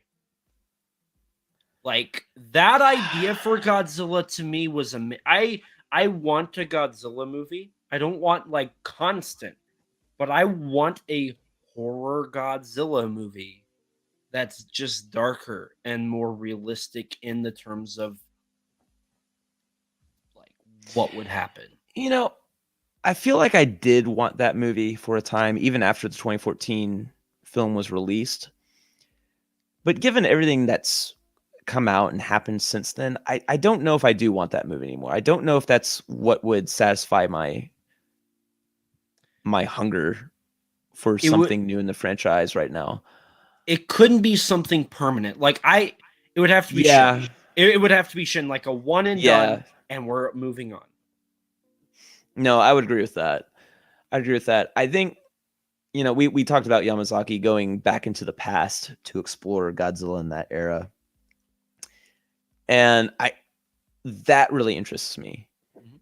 Again, because we're getting closer to the whole reason why Godzilla came alive as a concept to begin with, or at least how he was presented in relation to certain events to begin with. I think, and I hate using the term going back to his roots, but there's some truth to it in a different context. Everyone talked about Godzilla going back to his roots in modern day, and they would say, they'd say the same thing about like the Return of Godzilla, and then some said the same about Godzilla 2000, and then Godzilla 2014, which, whatever, or Shin Godzilla. And I don't think any of them really struck the balance that we saw in 1954 at all. I think they were their own takes on what was going on at that present point in time. You can't just look at a solo Godzilla movie and be like, oh, back to his roots. That's not the case. 1984 dealt with the Cold War, and Japan being this Middleman. this middleman between these two superpowers flexing their nuclear muscles. Shin Godzilla dealt with Article 9 and the Fukushima disaster, and what a car wreck the politics are in that country. 2014 did something, and What edit of the film did you watch? Because I didn't see something. Well, first of all, I did see it in theaters, so I saw the edit where it wasn't just a black screen the whole time. See it? Yeah, I could see it. Yeah. So I don't. When people are like, trying to defend some of these movies as Godzilla going back to their roots, I don't really see it. I see the roots being two things. One is a deeper rooted connection to immediate post-war Japan, because that's when he was most relevant. And and here's a controversial thing. I also see it being traditional tokusatsu, which I know we're not going to get with the Yamazaki thing, and I've accepted that. But the fact of the matter is that, the Godzilla is, and I said this in a Kaiju Ramen magazine, Godzilla is king of a special effects style in a different country. That is, and we should be proud of that. We as fans should be proud that he is, the top dog overlooker of all this, like, Gamera, Daimajin, Super Sentai, Kamen Rider, Ultraman. It started there. I'm not saying he was the first one, but it was the one. Godzilla was what popularized it and made it an art form and made it something that people wanted to see and go back to, and created new fans in the future. And one of the top reasons I was so sucked into it was because it didn't look like Western special effects. It took advantage of very Japanese styles, such as, like, their obsession with kabuki theater, bonsai trees, and all that jazz. Whereas modern day effects is kind of a slap in the face to all of that. And I know a lot of people don't see it, but I don't. The truest and purest form of Godzilla was always the 1954 movie, and everything after the fact was true and pure in varying degrees. But as time went on, it got further and further away from the message, and as time has gone on, we've gotten further and further away from the visual style, and now it's imitation Godzilla. It's not Godzilla in name only. It's like, so I've seen some MonsterVerse fans consider all the prior Godzilla movies practice compared to, the superior CG digital effects we see today in the movies. I kind of have the opposite viewpoint. I consider stuff like the MonsterVerse movies kind of like a glorified fan fiction. I like So I'm which is okay. Whatever. I used to write fan fiction. That's fine. But it's like it's a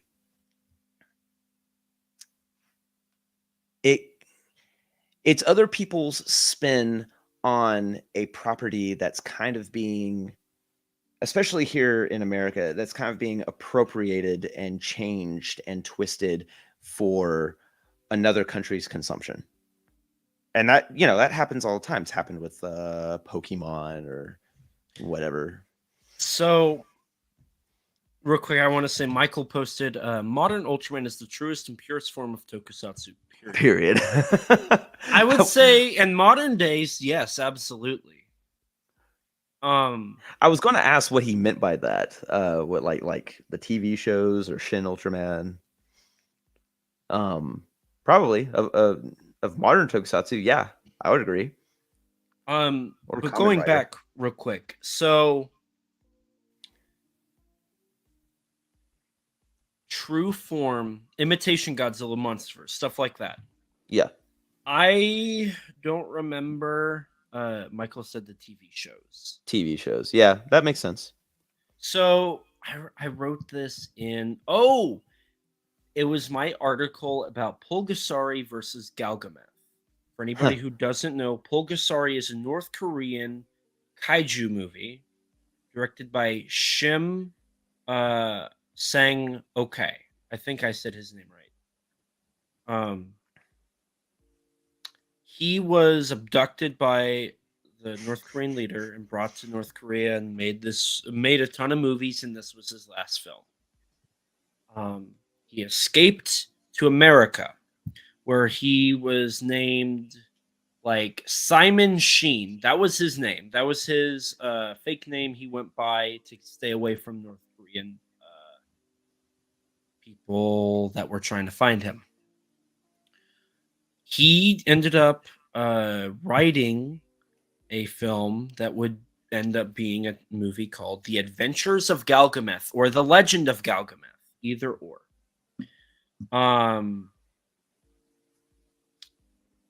It is an American adaptation of a North Korean film.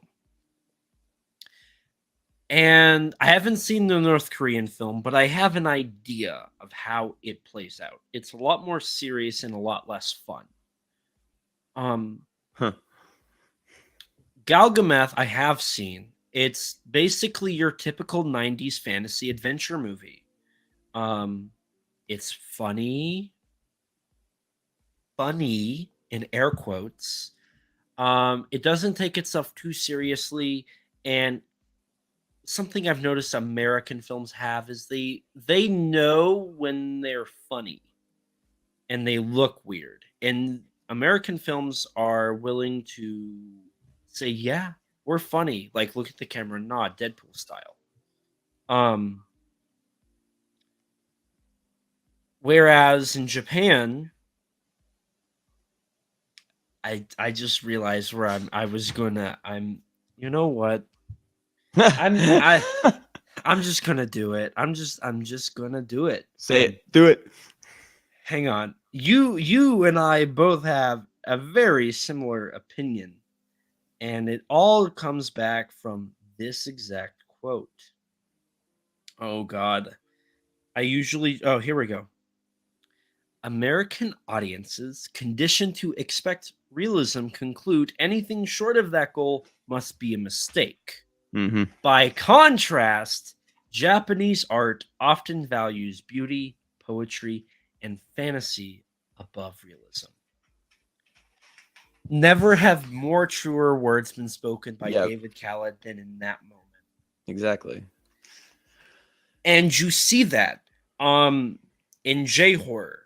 I've only watched... Well, I take that back. I've watched The Grudge and I've watched The Ring. I've also watched Ju-On, The Grudge, and I've watched Ring.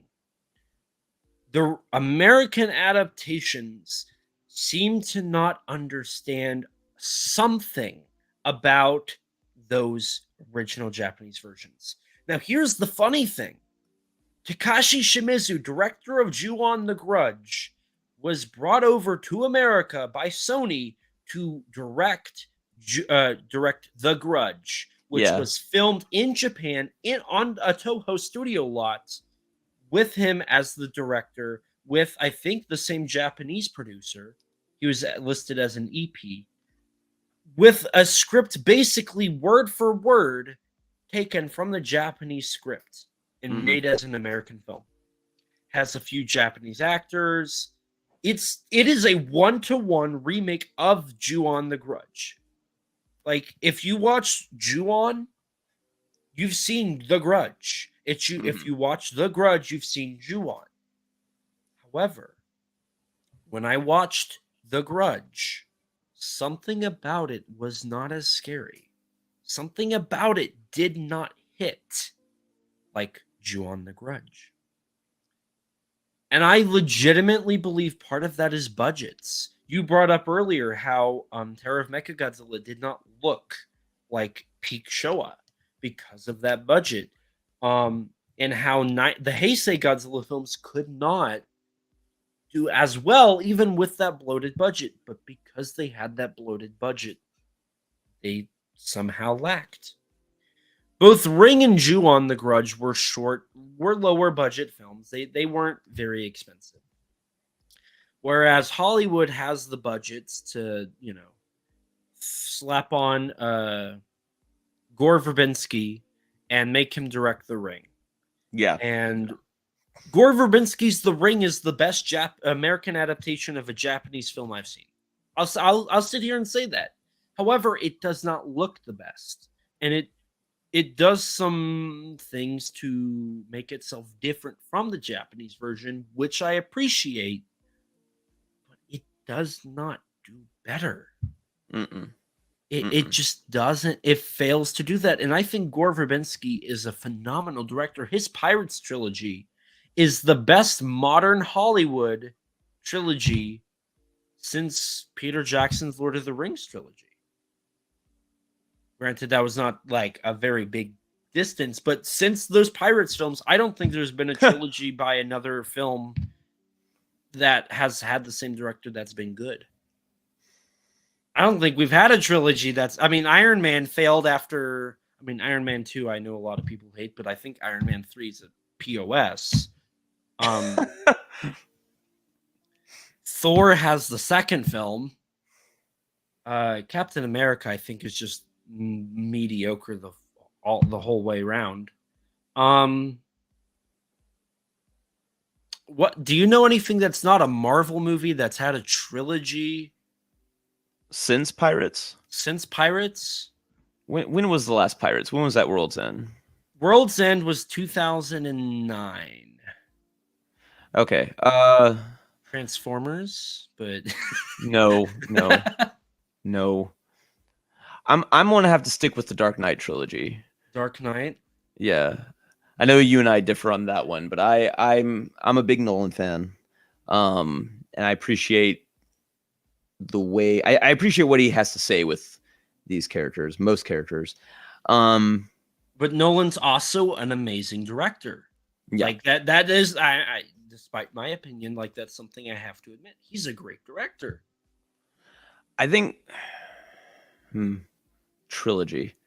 Nathan says Pirates 2 and 3 were bloated. I think the second one is, but I will argue for the third film. I will argue for it. I like the third one more than the second. Thank you. I like the third one more than the second. That being said, I thought the fourth movie was one of the worst films I've ever seen. It's awful. It's awful. And the fifth one, like they were like, let's try and replicate Gore Verbinski, but you can't do that. That's not possible. Trilogies.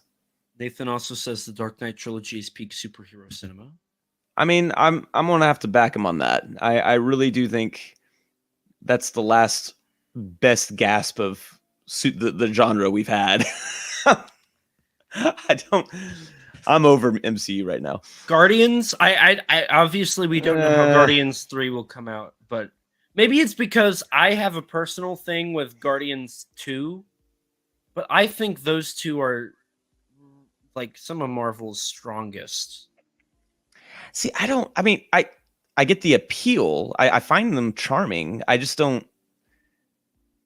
I don't know. They aren't necessarily.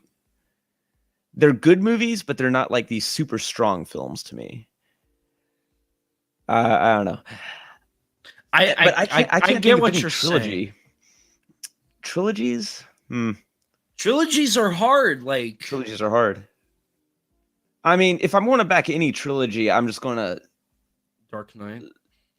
say the Gamera trilogy. So that The Pacific Rim trilogy that doesn't exist. yeah, that too. Speaking of Pacific Rim, Yeah.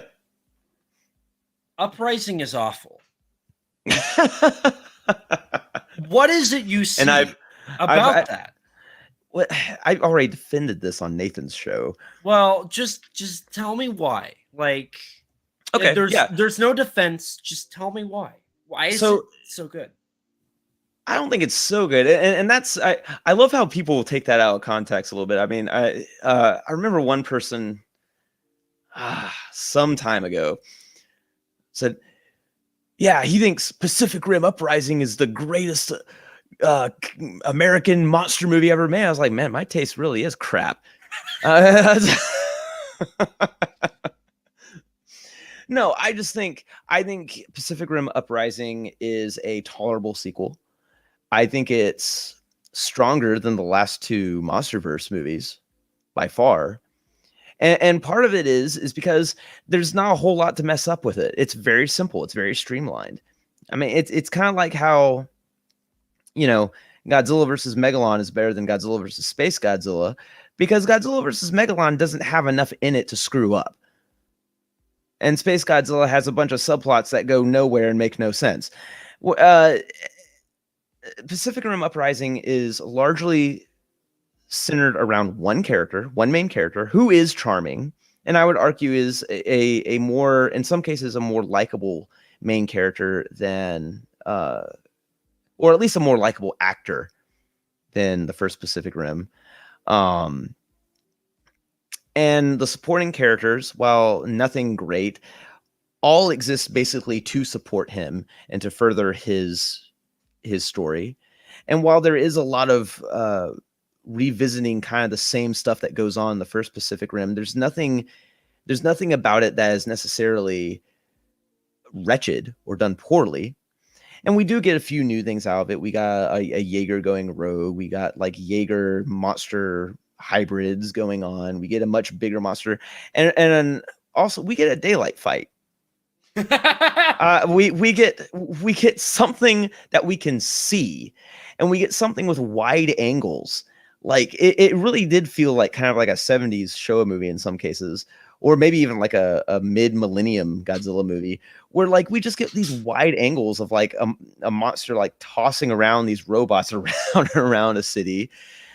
And I appreciated it. I thought I didn't like it when I first saw it, but when I did, when I revisited it and when I like listened to some of like DeKnight's ideas and why he did them, I understood it. I got it. You and I started this whole stream talking about, understanding the work and the love and the heart that goes into every single movie and whatnot.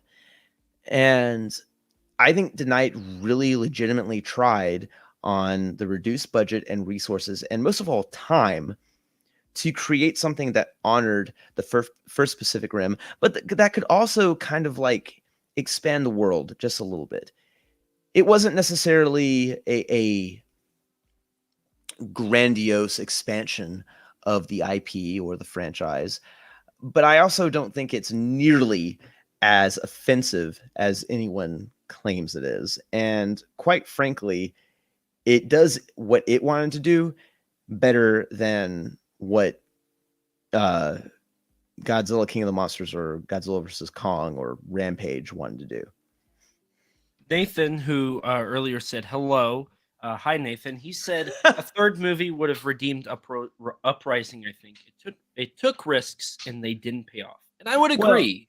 Yeah, because Somewhat. they set up things like, Mako was like the whole reason for her death was going to be because of where her storyline was going to go in the third movie.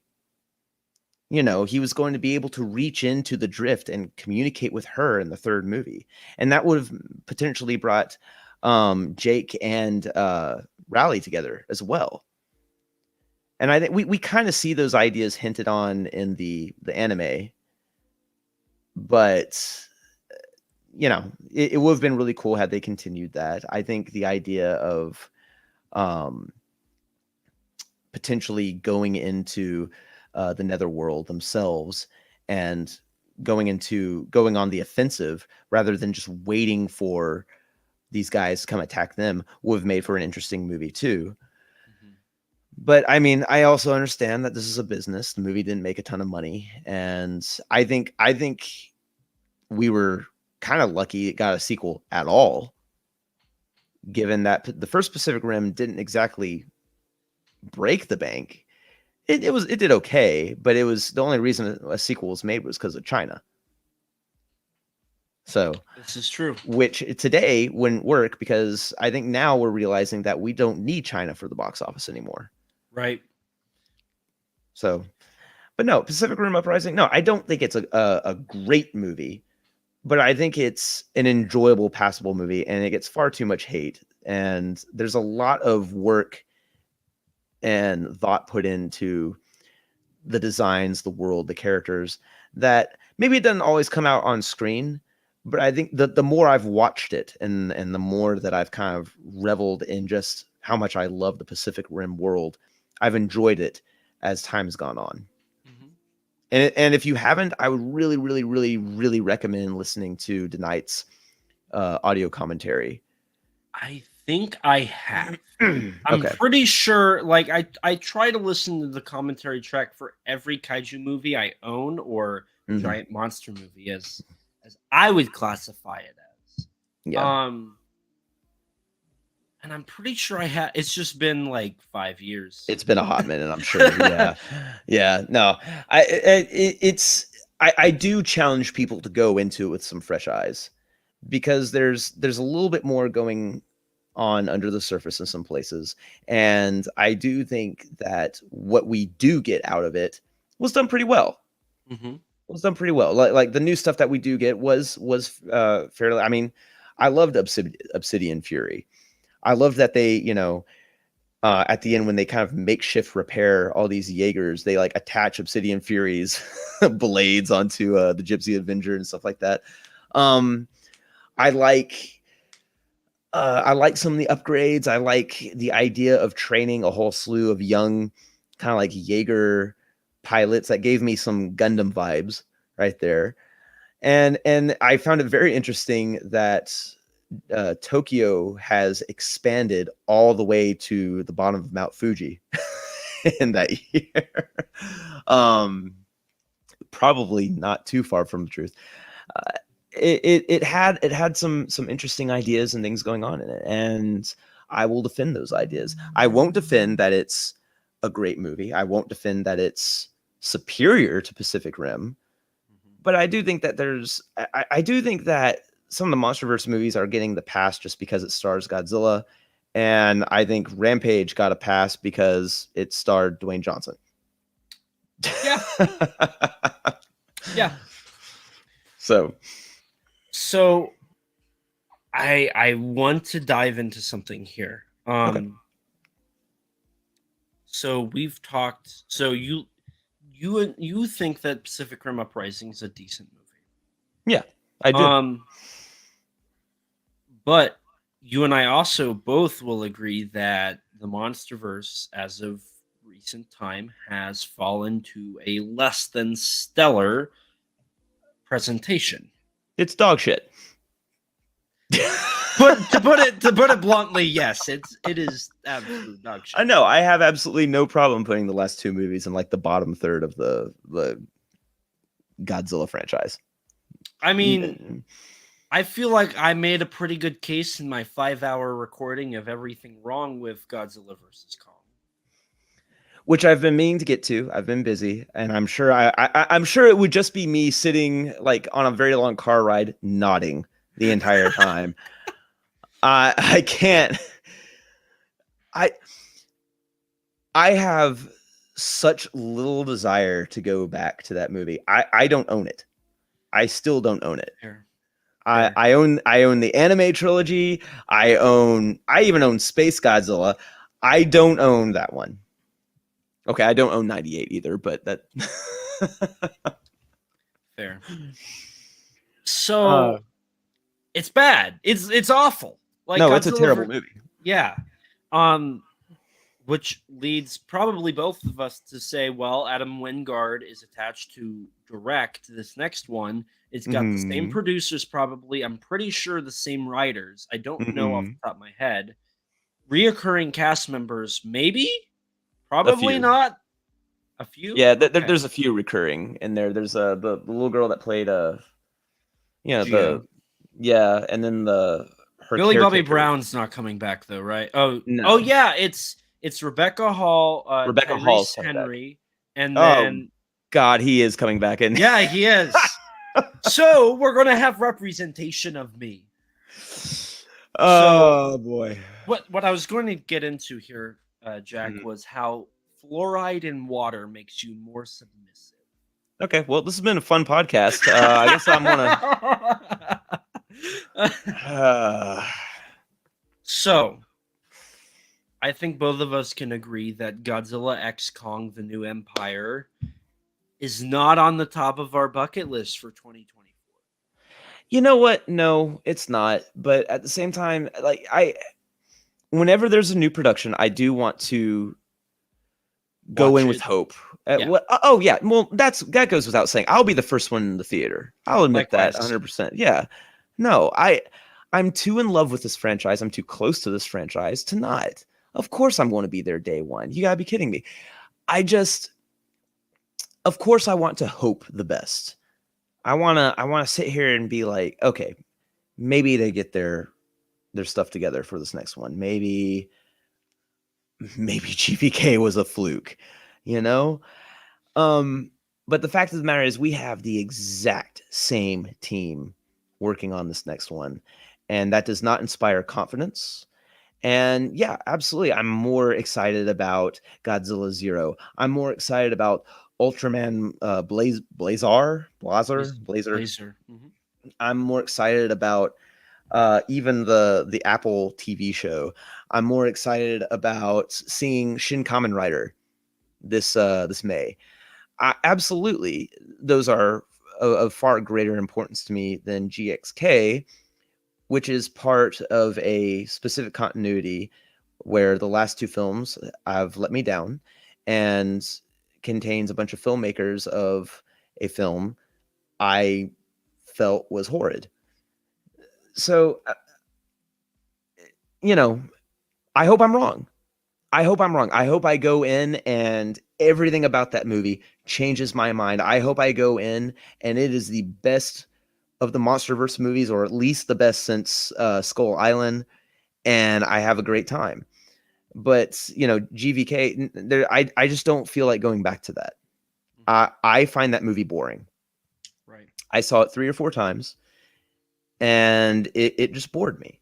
And I think I'm just at a point where if the action happening on screen isn't earned, then I don't care that it's happening. And there was nothing less interesting in recent action movies than the battle between Godzilla and Kong, because there was absolutely no stakes to it. There was no purpose behind it. There was no reason they should be fighting. There was nothing on the line for them to fight over. They just fought. And then Mechagodzilla came out, and then they had to beat that because that actually would have destroyed the world. There was something on the line there. Maybe, who knows? I mean, that's what they said, but but then they defeated it by pouring alcohol in its remote control that was not supposed to work anymore. Listen, I don't make the rules. I'm just saying. The point being, the plot's awful. It doesn't make sense. None of this No. matter. It doesn't really make sense. We just want giant monsters. Well, even Quote Adam Wingard. Wingard, yeah, none of this matters. It's just, which nothing inspires me more for future productions than the director of a film talking about how certain scenes in his movie don't matter. Yeah. Now, to us, that we get that. You and I both understand filmmaking enough to understand that that's not really a good thing, and we have a reason to be like, are we really going to do that? Right, but I don't want to think that, I really want to believe audiences are a little smarter than that. I believe audiences know what they want in terms of entertainment. There's no way the Super Mario Brother movie isn't going to hit 1 billion. I saw that last night, and I of course it's going to hit 1 billion because it's an incredibly entertaining movie. It does exactly what it wants to do, and it does it very well. And audiences are eating that up because that's what they want when they go to see a movie with that title. Right. With Godzilla vs. Kong, I think that movie came out at the perfect time. Yep. At the perfect time. Here's what Godzilla vs. Kong does do and did well. It is such a stupid, moronic, thoughtless, brainless piece of trash that it is so much more attractive to people who have just spent a year cooped up inside and trying not to think about how this virus is consuming the world, right? Mm-hmm. And so they go to the theaters, and they didn't want something like Tenet, which I adored Tenet. I had a lot of fun with Tenet, and I enjoy rewatching it and trying to figure out all the puzzle pieces. It makes no sense, and it's that's Chris Nolan doing high concept sci-fi. But Godzilla vs. Kong is as dumb as a rock, and that's what people wanted. They wanted escapism. They wanted freedom from that stuff. They didn't want to think about anything too serious. They didn't want to think about high concept. They didn't want to think about how the world was being ravaged by the coronavirus. They wanted to escape any form of reality and watch a giant lizard smack a monkey. And that's where the movie won. That's why it succeeded. That's why even critics liked it, because it delivered a freedom, and a mass exodus from that. Now, let me ask you two things. The first one is, so I have the opinion that Godzilla vs. Kong is exactly what Honda and his team was criticizing when making King Kong vs. Godzilla. Would you agree with me, or would you say that I'm wrong?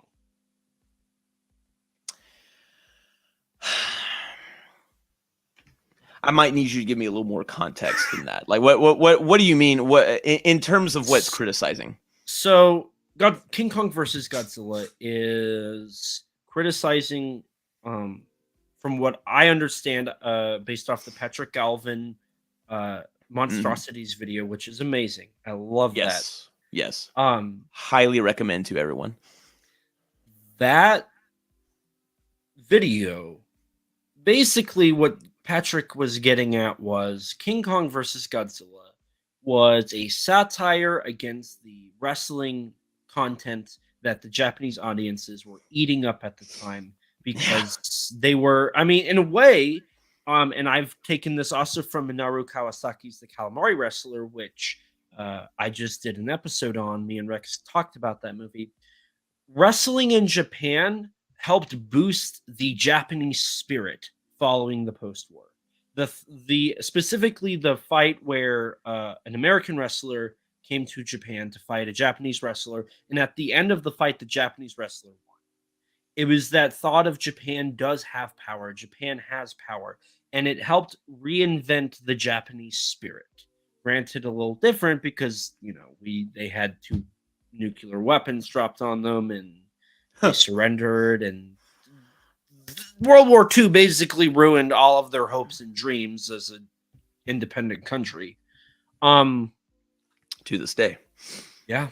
King Kong versus Godzilla was satirizing the fact that that's what was happening. People would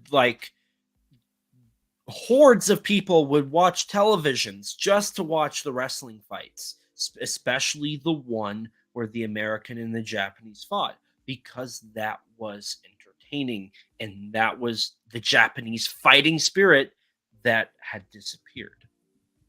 So King Kong versus Godzilla is a satire not only of capitalism, but of entertainment. Mindless entertainment, just there to entertain the audience and maybe push them to like their country more. But more specifically, just to entertain audiences. King Kong was brought to Japan just for a marketing stunt. The fact that big companies use things as marketing, just to make money and not anything else. IP appropriation. Yes. Yes. And to me, Godzilla vs. Kong is a film that uses two iconic characters to make money and for people to go to the theater and just watch mindless entertainment because it's fun and it makes people excited. It gives them an adrenaline rush, a roller coaster. Yeah, okay, so that's not quite where I thought you were going with it. That's an interesting point because, I was looking at it from kind of an IP standpoint, that the IP war today is, they couldn't have foreseen how bad it was going to get back in the early 60s. But I mean, that is kind of what's happening in King Kong versus Godzilla. They want King Kong to be their spokesperson, right? And that's just hilarious. I love when they're dragging King Kong to Japanese waters, and then the Coast Guard stop them and tell them that he can't be their property and stuff like that. My thing was that I thought this is where you were going to go. My thing is that Honda had once said that he didn't see there being any other way to do a Godzilla versus Kong or a King Kong versus Godzilla movie other than to be goofy with it, other than to satirize it, because by its very concept, it's silly because the only reason people are coming to see the movie is for the marquee value. And, as you just said, that's kind of what they were satirizing, was the idea of marquee value and how people will come in droves to see that. And ironically, people did come in droves to see that. And ironically, in 2021, people mass exodus of the quarantine to movie theaters and the recovery of the cinema chains was through Godzilla versus Kong. You have a point. That, I mean, the original is, Godzilla versus Kong is pretty much the antithesis of the original, not just because it's doing exactly what the original is poking fun at, but also because it's just dumb as a rock. It really is just a stupid movie. But at the same time, I also can't fault people embracing that during the time it happened. I mean, there's a reason why that was a satire in the 60s. There's a reason this happens. You could potentially make another movie right now, an American movie today, satirizing Godzilla versus Kong from 2 years ago. And it would be the kind of the same thing that King Kong versus Godzilla did with the wrestling. So, yeah, I think, it's funny you bring that up because it honestly, it makes Godzilla versus Kong a little more interesting to me, that it's actually even more of a failure compared to when you can set it up next to King Kong versus Godzilla. Because thematically, there's nothing in it. And because there is nothing in it, King Kong versus Godzilla just kind of just like smacks the tar out of it in every way possible. Which is a shame, but at the same time, again, it did what everyone wanted out of it when it came out, and now I don't have to watch it if I don't want to. So that's that. It's kind of a it can't hurt anyone anymore deal for me. So the second thing was, as an ex-critic, and this is something I found interesting, you were asked to write positive reviews for Perks. Yeah. Do you think perhaps that's why the film was viewed so highly? First of all, I think every movie that comes out, whether it's reviewed poorly or well, has some bought-off critics. Mm-hmm. You go Rotten Tomatoes right now, whatever movie is out, whatever like top 5 movies are out, some of those reviews were bought. Mm-hmm. Some of those reviews were bought even the other direction. Hey, write a bad review about this movie. I guarantee it. How many of those reviews? I don't know. I don't know how many of these studios actually contact. To my understanding, it's really not that many to make much of a difference. But it creates a good relationship between certain publications and studios. So that's why a lot of like newspapers and journals will go ahead and do it.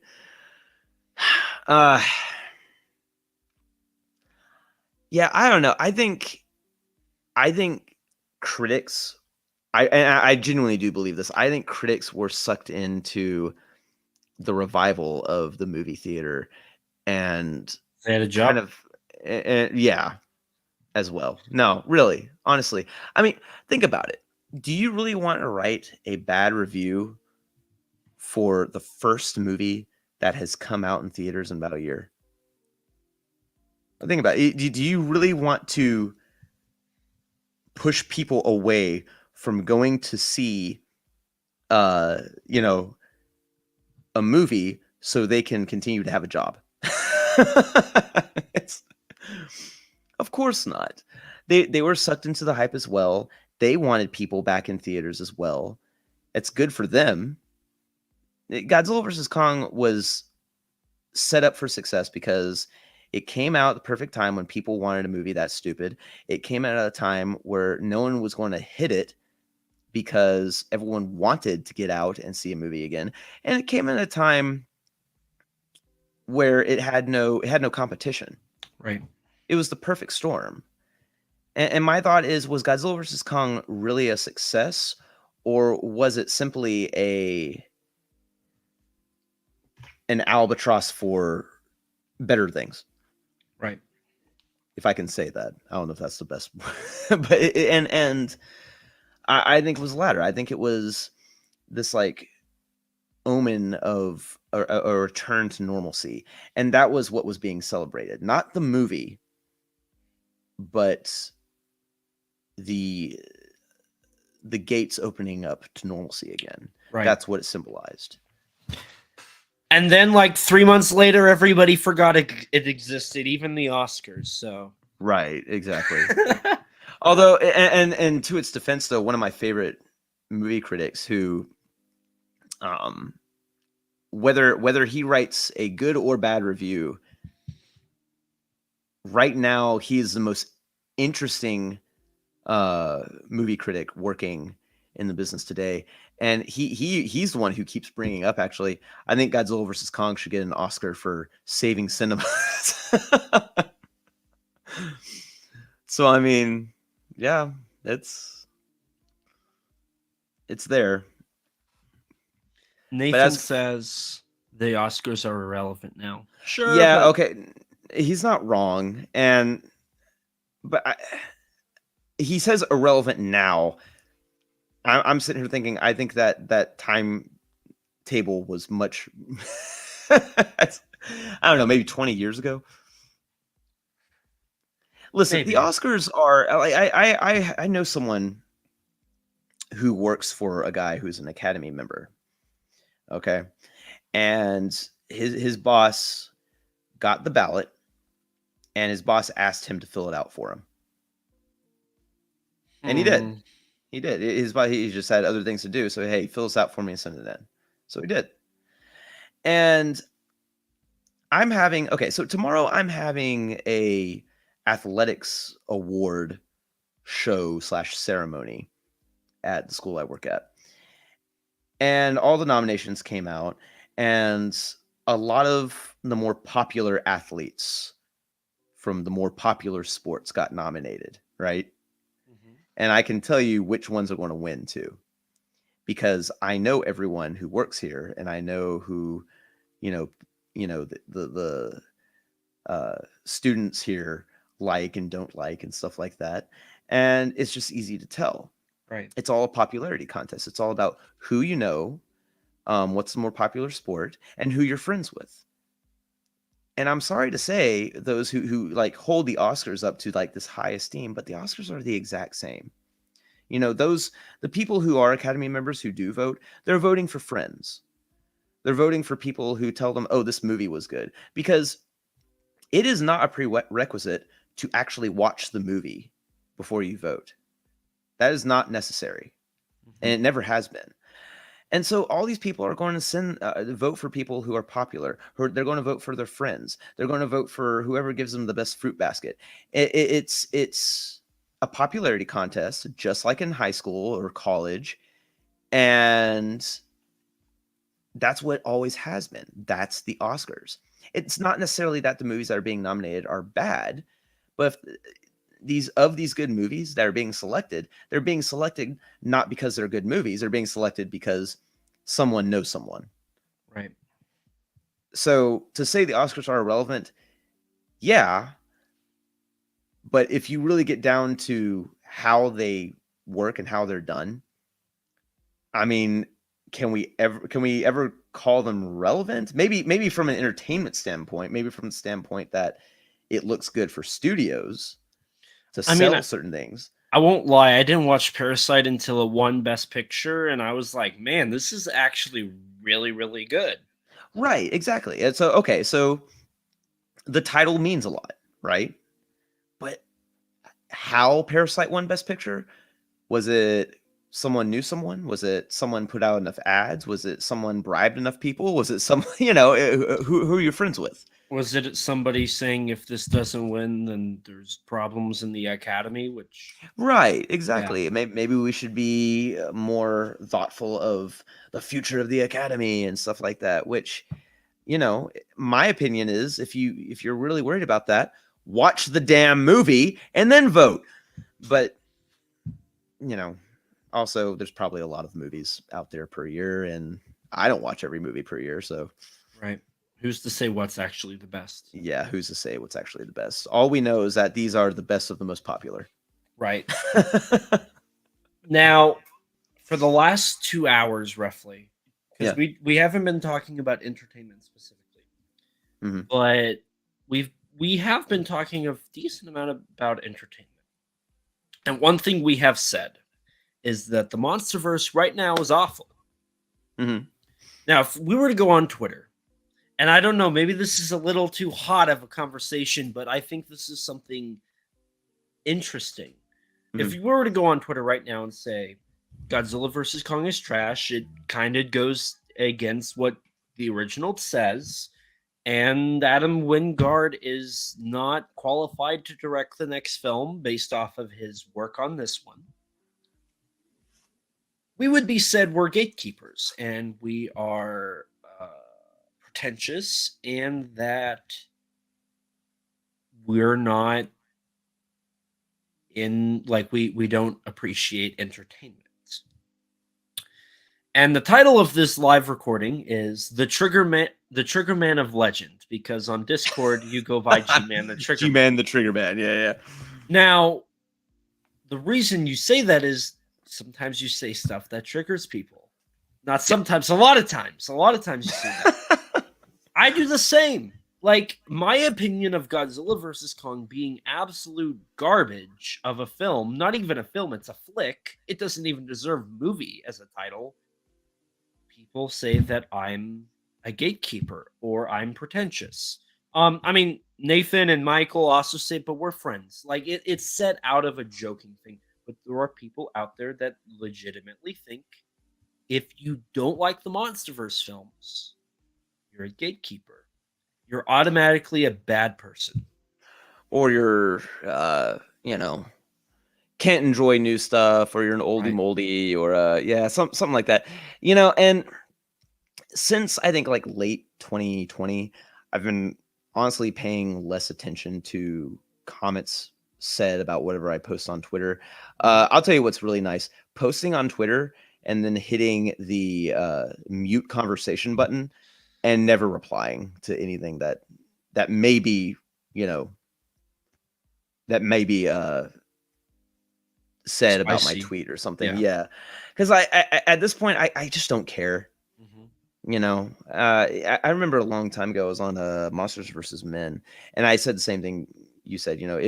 If you have a sort of traditionalist opinion, you're a gatekeeper. Not because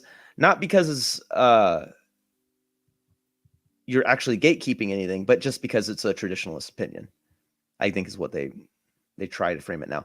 I've been seeing I don't get into the gatekeeping conversation too much. My main thing about gatekeeping is leave the, quote unquote true fan line alone. Like, only true fans. Yeah, don't use that. Don't try to define what a true fan is and stuff like that. My thing is, say what you're going to say it like you believe it, and, have some balls when you say it. I don't really agree when people are just like, they say, well, I think, or in my opinion. You shouldn't say it as fact. You should say I think, or you should say my opinion. When people tell me that just makes me want to go the other direction, because it in my opinion, it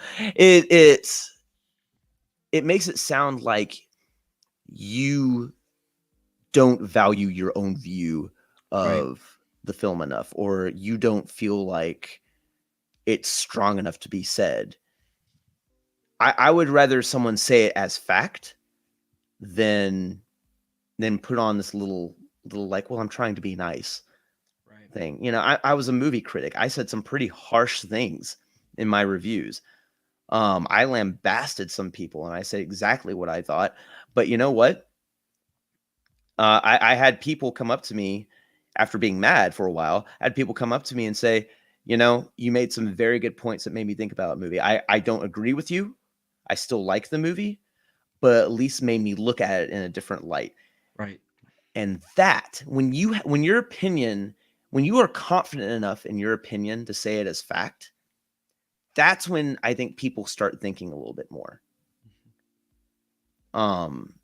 Because you almost like live rent free in some people's heads, it gets to a point where you're like, well, man, this guy is wrong. This guy is wrong. They're like laying in bed at night wanting to like, hate tweet me or whatever like that. But they're going to calm down for a while. They're going to just accept that that's my opinion. And one of two things will have happened. They'll continue to not listen to me and hate me, or they'll just keep thinking about it. And if they think about it, that's good. Right. That's good. Think about it. Think about the stuff that you're watching, because art is to be thought about. Okay? And whether we like it or not, Godzilla vs. Kong is art. It's a form of art, because the medium it is made on is considered an art form. Is Right. it very good art? No, I don't think so. Not in the least. But it's still an art form. It's still art made on an art form. Now, by that same token, I can go to a museum and say, like, this painting sucks. This painting's great. It's the same thing. Mm-hmm. So, if people want to call me a gatekeeper because I think Godzilla vs. Kong, Godzilla King of the Monsters, is kind of the antithesis of the series, fine, whatever. But at least it's out there, and at least it can be discussed. Right. So, see, what was it?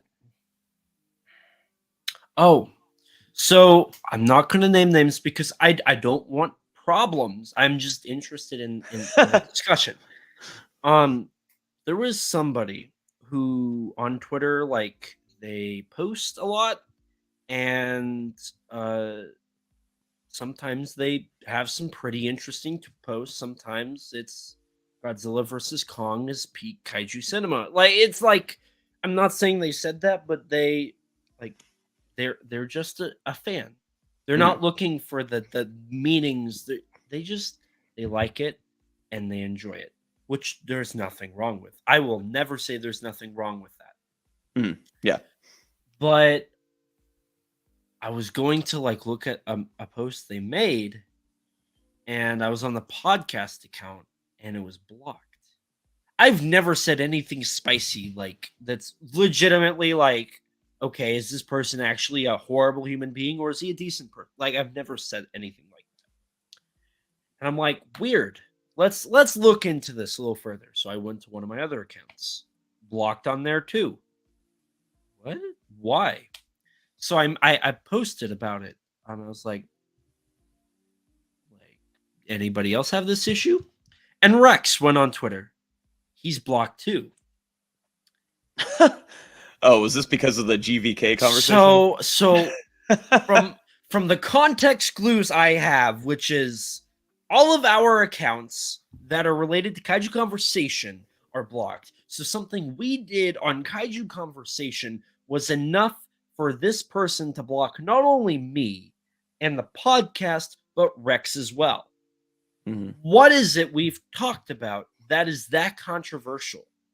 And I can only think of one thing. Monsterverse. Rex and I both have went on record and said, yeah, it's pretty bad. That's the only thing we've done. And somebody blocked us over it. Somebody went out of their way one day because we, I guess, voiced an opinion on the Monsterverse they didn't like and blocked us. Now, that's fine. Like, I don't, you do you. But it's the fact that somebody did that.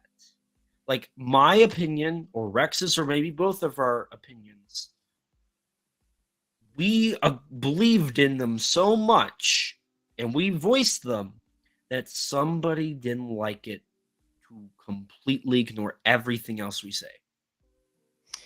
Well, and okay, and I just gave so they have two options. They're going to like just hate you and dislike you and block you, or they're going to think about it. And this person did the former. I don't know who you're talking about. I probably wouldn't anyway because I'm really bad at keeping up with stream names. But oh well. And Right. I've been perfectly fine with that. If people don't like that the content that I or the things that I say sometimes, okay, go ahead and block me. Save yourself the aggravation or the the turmoil. Think about self-help a little bit and don't go away if it really makes you that mad. I'm at a place right now where I just don't understand losing your wigs over this, Right. or like shit talking others for a pretty standard opinion. And I Right. mean standard. And I don't think you or I have hot takes at all. I really don't. I don't think they're hot takes. I think they're pretty, common amongst other fans too. Because I feel like there's a lot of division amongst the Monsterverse anyway. So whatever. It's very standard. We don't like the movies. Deal with it. Go away if you don't like that. So yeah, I don't know what to say about that, man. All I can say is like you keep being you. You keep doing what you believe is right. You keep saying what you think is correct. And others can do with that information what they may. Right. But Yeah, and it Go doesn't hurt. It doesn't hurt you either way. And them blocking you, whoever they are, hurts them less. So if you really did say something in a podcast that they hated so much, I mean, perhaps interaction is for the best for his mental health. I don't know. right. So like this is a live stream. And before the recording, you asked about rules, and I said, well, if it happens, like, what am I gonna do? I can't hit pause and play Yeah, again. I've dropped a few curse words. Sorry. I mean, it is what it is, right? Like, and the thing about it is, you like things are gonna be said, and you have to work with it. Like, there's no way around it. And you know, I might have an awful opinion on one movie, but maybe I have a great point on another. I don't know. One thing I pride Kaiju Conversation about is we don't pull we don't hold back punches. Mhm. Like, if a movie's awful, I'm gonna say it's awful. Yeah. If it's peak And you should. cinema, I'm gonna You say it's should. peak cinema. Yeah, in both cases, you should. Because I think you should be confident enough in your thoughts to say that. Mhm. And for me, at least, and this is not like everybody has a valid opinion. A lot of people just like watching movies. If it's entertaining, it's good. Like, that's a valid opinion from your standpoint, your background. That makes sense. Absolutely. From my background, I try to look for intriguing stuff like metaphors or shot composition or Yeah, because that's how we enjoy movies. You know, right. I hate when people people have asked me, "Oh, so you used to work in film?" And I said, "Yeah." So you can't just so you know all about like the behind the scenes and how it's filmed and stuff like that. I'm like, "Yeah." And they go, "So you can't just like sit down and enjoy a movie. You have to be like thinking about this." I'm like, well, okay, no, I still enjoy the movie, but that's how I enjoy the movie. Right. I enjoy the movie by looking into that stuff, by looking for that stuff. That's how I enjoy movies nowadays. I mean, okay, if you like Godzilla versus Kong because a monkey slaps a lizard or vice versa, okay, great, fine, cool. That's not why I would enjoy. I would have enjoyed. Okay, well, I enjoyed the original because of the satire, because of what was going on in history, because I think the characters are hilarious and that the screenplay is just absolutely the wittiest thing in the series. It's that's what to me is entertaining, is looking for those shots and those lines and the connection to what's going on in the world and why it was made and how it was made versus a monkey punching a lizard. Okay. And so that's to me, that's entertaining, catching all of that and thinking about all of that.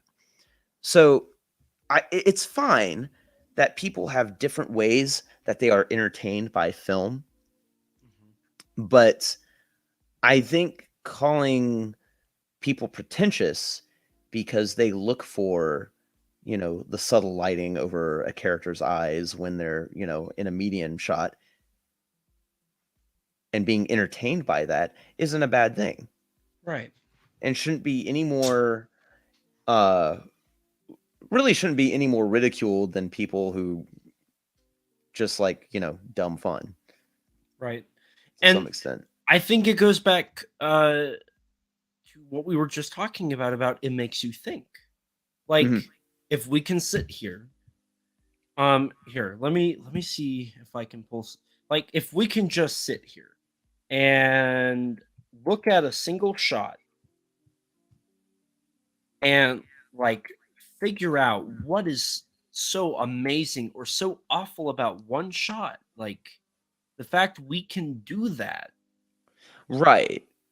Right. And I'm sure you've seen me post before, like me trying to like dissect certain tokusatsu shots, because the thought that goes into those shots today, especially in modern Ultraman, is unreal. I mean, it very basic rules, very basic principles that you use in everyday photography.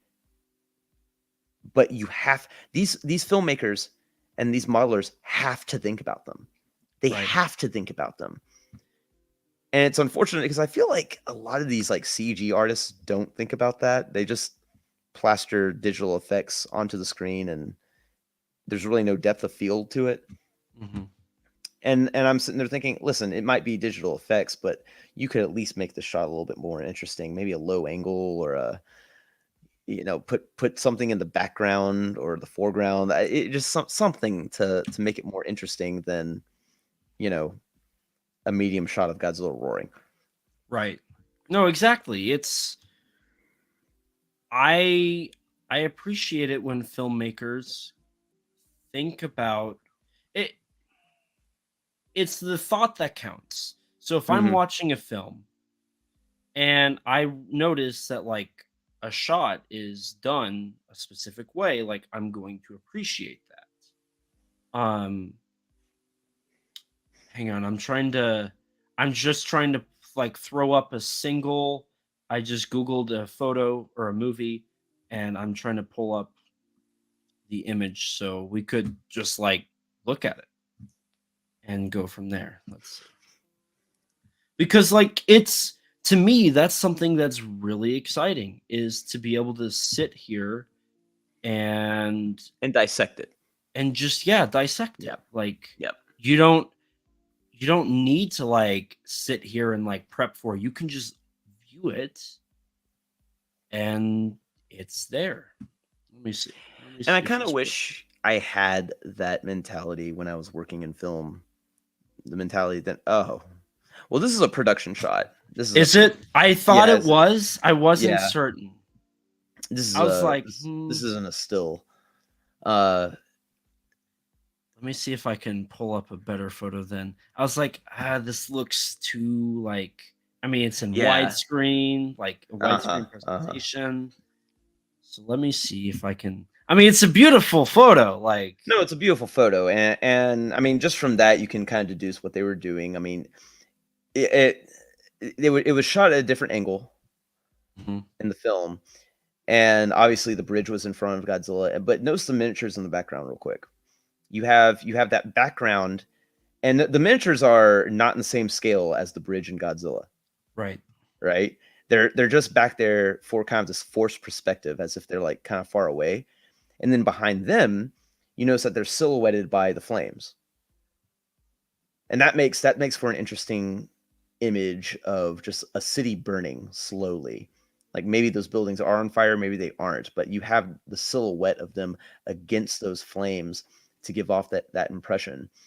And then you've got kind of Godzilla, his visage right there, up against that. I mean, just the work and time that goes into all this and the craftsmanship. And like, they don't make miniatures just to, you can't blow up every miniature. Right.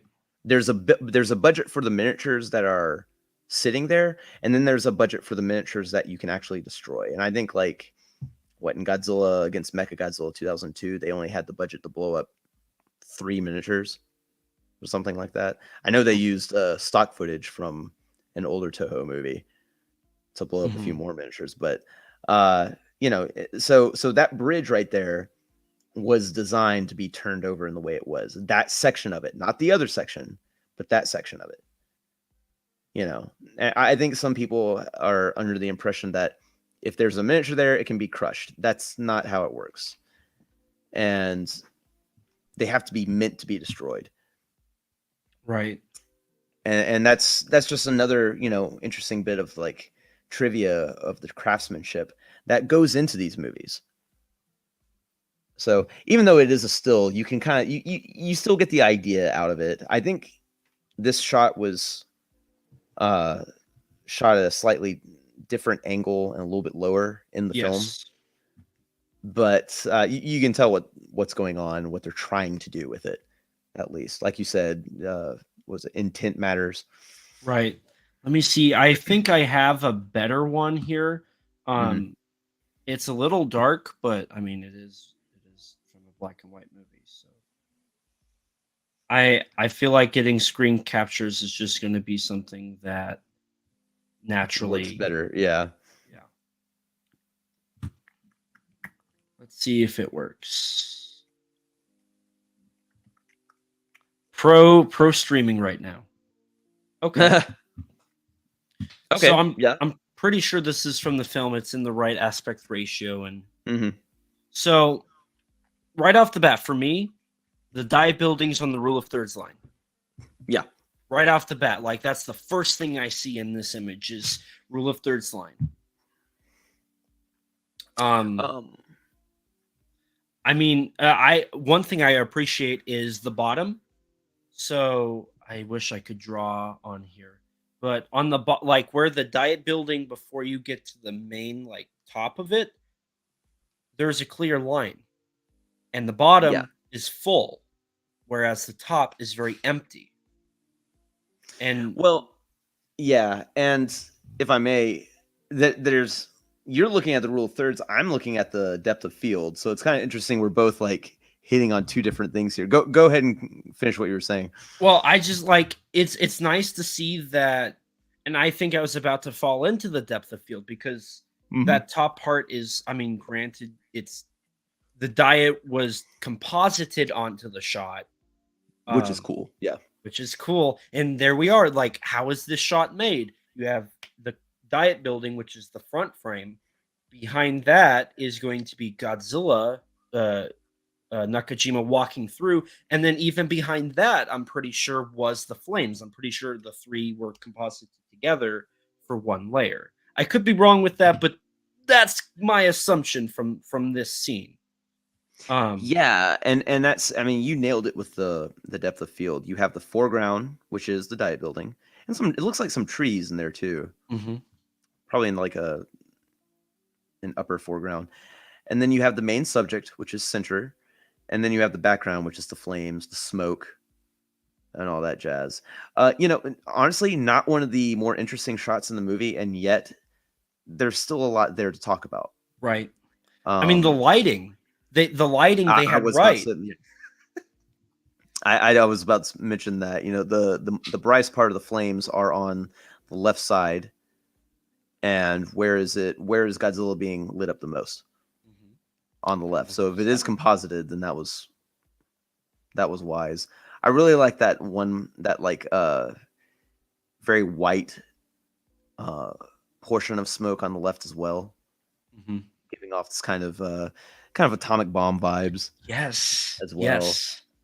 It very atmospheric, and this goes back to what I was talking about earlier when we were bringing up how I don't think any of the other solo Godzilla movies have really, returned to the roots, as they say, because none of them have hit this atmosphere. None of them have hit this same type of dread and the same type of, dark tone, almost depressing tone, like as if there's no hope going on at all in this image. And one thing that I find really interesting is, while this is a dark moment, according to Khaled, this was actually a moment where the Japanese audiences were cheering and excited. Because they were knocking out the diet. They were knocking down the diet building. And so now, like, we've looked at it visually, from composition, depth of field, how it's framed, but even more than that, the meaning and the metaphors and the vocalness of just this shot. Here we have Godzilla, which is the villain of the story, destroying the villain of society, the villain of diet building. Well, and he walks through the wing.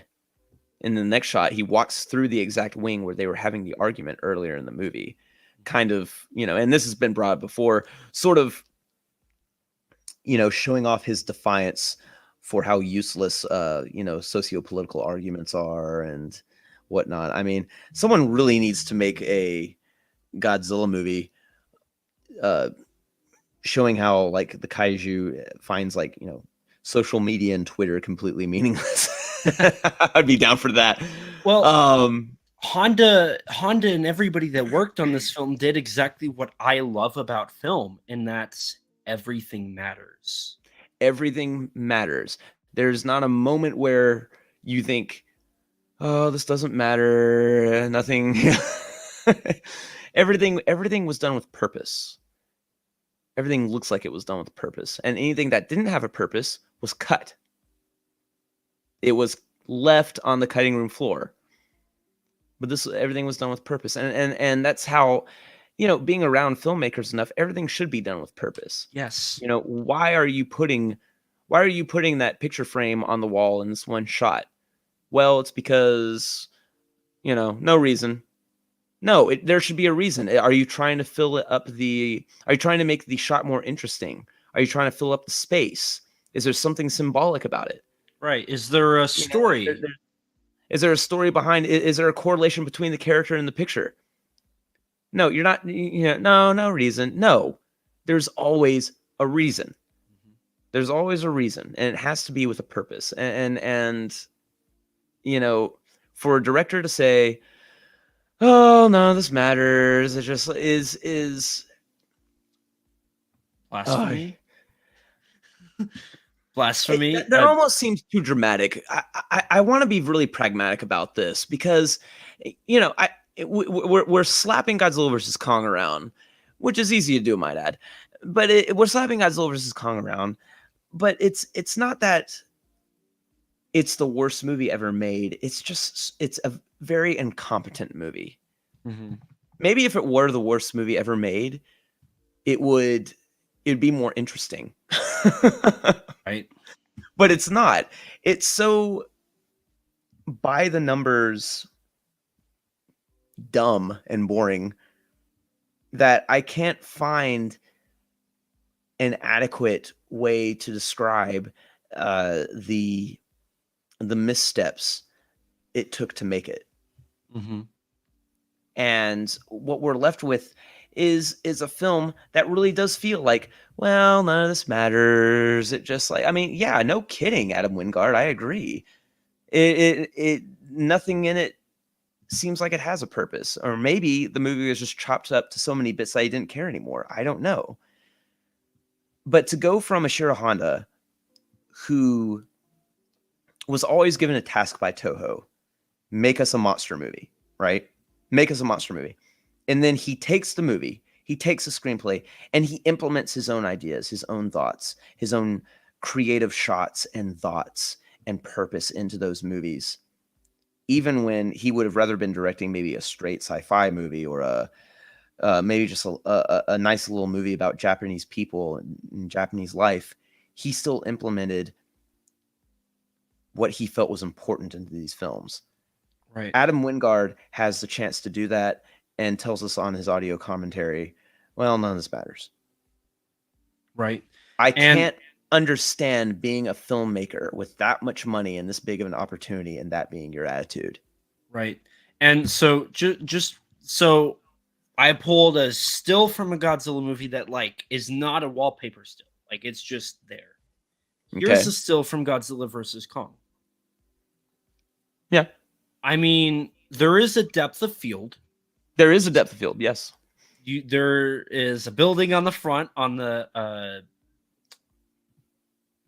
let's see, that would be camera right, video left. I think so. It is covering a part of Godzilla. It's kind of making him look smaller. I mean, to be honest, the rest of the buildings kind of feel like they're all the same level. Mm-hmm. Godzilla kind of feels minuscule in this city. He kind of looks almost out of place. His lighting he's really dark on the back besides his dorsal plates, and he's kind of bright on his chest, but there's lights all around green. You can see the green lighting on his chest a little bit. Mm-hmm. Honestly, I mean, I don't think there's too much of an issue with this particular shot. I mean, there's clear depth of field. And they are taking advantage of the one thing I think digital CGI effects do better, and that is slightly more kind of aerial shots. Right. Tokusatsu has always had an issue with having really convincing shots overhead. Right. And that's just the nature of the style of the special effects. It's very, very difficult to pull that off. There's a few shots in some Ultraman shows, probably Gamera 2, where I think they pull it off. But those are usually the weaker ones. Right. I would say. But there's also just not a lot in here. You know what I mean? There's buildings. There's buildings and Godzilla's there with his dorsal plates, but compared to the diet building shot, there was not only visual meaning, but actual vocal meaning in that shot. Here at their basic levels, both of them are Godzilla in front of a building. Yeah. No, you're right. If you were to put this into an AI generator, you would put Godzilla in front of building. Yeah. And like this is about what you would get. Whereas the other still, while yes, it is Godzilla in front of a building, you are correct. There's also more. Well, let me give you an idea. Hold on. Can I throw a picture up here? Am I allowed Go to do for that? it. Or do you I have, think okay. so. Go for it. If you can absolutely do it. How do I do this? All right, hold on. Is it slides? So I put have it in no Google slides. Slides. I put it like a still in Google Slides, and then I present it. What if I just send it to you? Hold on. We'll Because this do shot that. sends me. All right, hold on. How are you going to send it to me? I have no idea how I'm going to send it. Okay. I'm going to send it to you through Twitter. How about that? Okay. Let me pull That's up what Twitter. we're going to do. Because that's the closest thing I got right now. Where are you?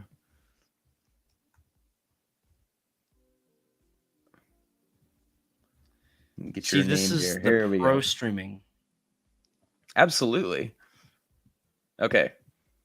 I'm going to send you this. Okay. I sent it to your personal account. Let's throw this one up there. Can you send it to my other one? Because I got to sign into that one. I can't pull that one up. Shoot. Okay, hold on. Hey, look, it works, right? It works. I know, right? All right, here we go. And did you get it? Let's see here. There we go. There we are. All right, throw that one up. Oh, this one. I hate this shot. I have do always too. hated this shot. Is it blurry just because of Twitter, or is it blurry like because it is awful in the movie as well? I don't know. It's probably blurry because of Twitter. Oh, wait. Why won't it let me put it on? Hang on. Is it a PNG or a? It doesn't give me a. It's a JPEG large. Oops. Here, let me. I can alter. This is that. pro streaming right here. This is why I need somebody that can I can pay to do stuff, because he could be like, here, let me just. Again, we're working on a salary here. I'm almost on salary, but I refuse to go to salary. It's a true story. They actually said that I'm basically training to not be to be salary, but I was like, I'll quit before then.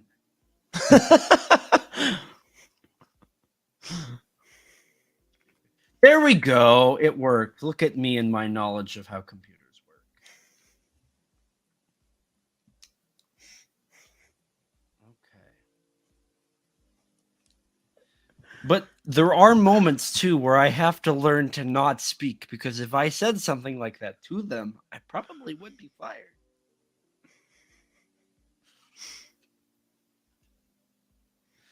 Jack's like, I don't even know anymore. Right. No, I mean that's okay. I can start. We can start talking about how I think the Star Wars prequels suck too, if we want to get into. I mean, maybe. Here we are. That is blurry on there. I don't know why it's so blurry. Okay. Yeah. There's nothing here. There's nothing. There's not. I mean, not even the lighting. I mean, I guess there is some lighting. Like you can see the flame. There's some lighting. I hate this shot. Yeah. Like, is Godzilla? This is an. Where is he? How Right. big is he? He could be. Listen, he could be 10 feet tall. He could be 10 miles tall. I wouldn't know. There's nothing behind him. Looks like a few flames there. Not really. Right. I mean, he's off center. That's kind of interesting, right? Right. I mean, he's got to be off center so we can see the stream of his atomic ray coming out. That's it. That's it. I hate it.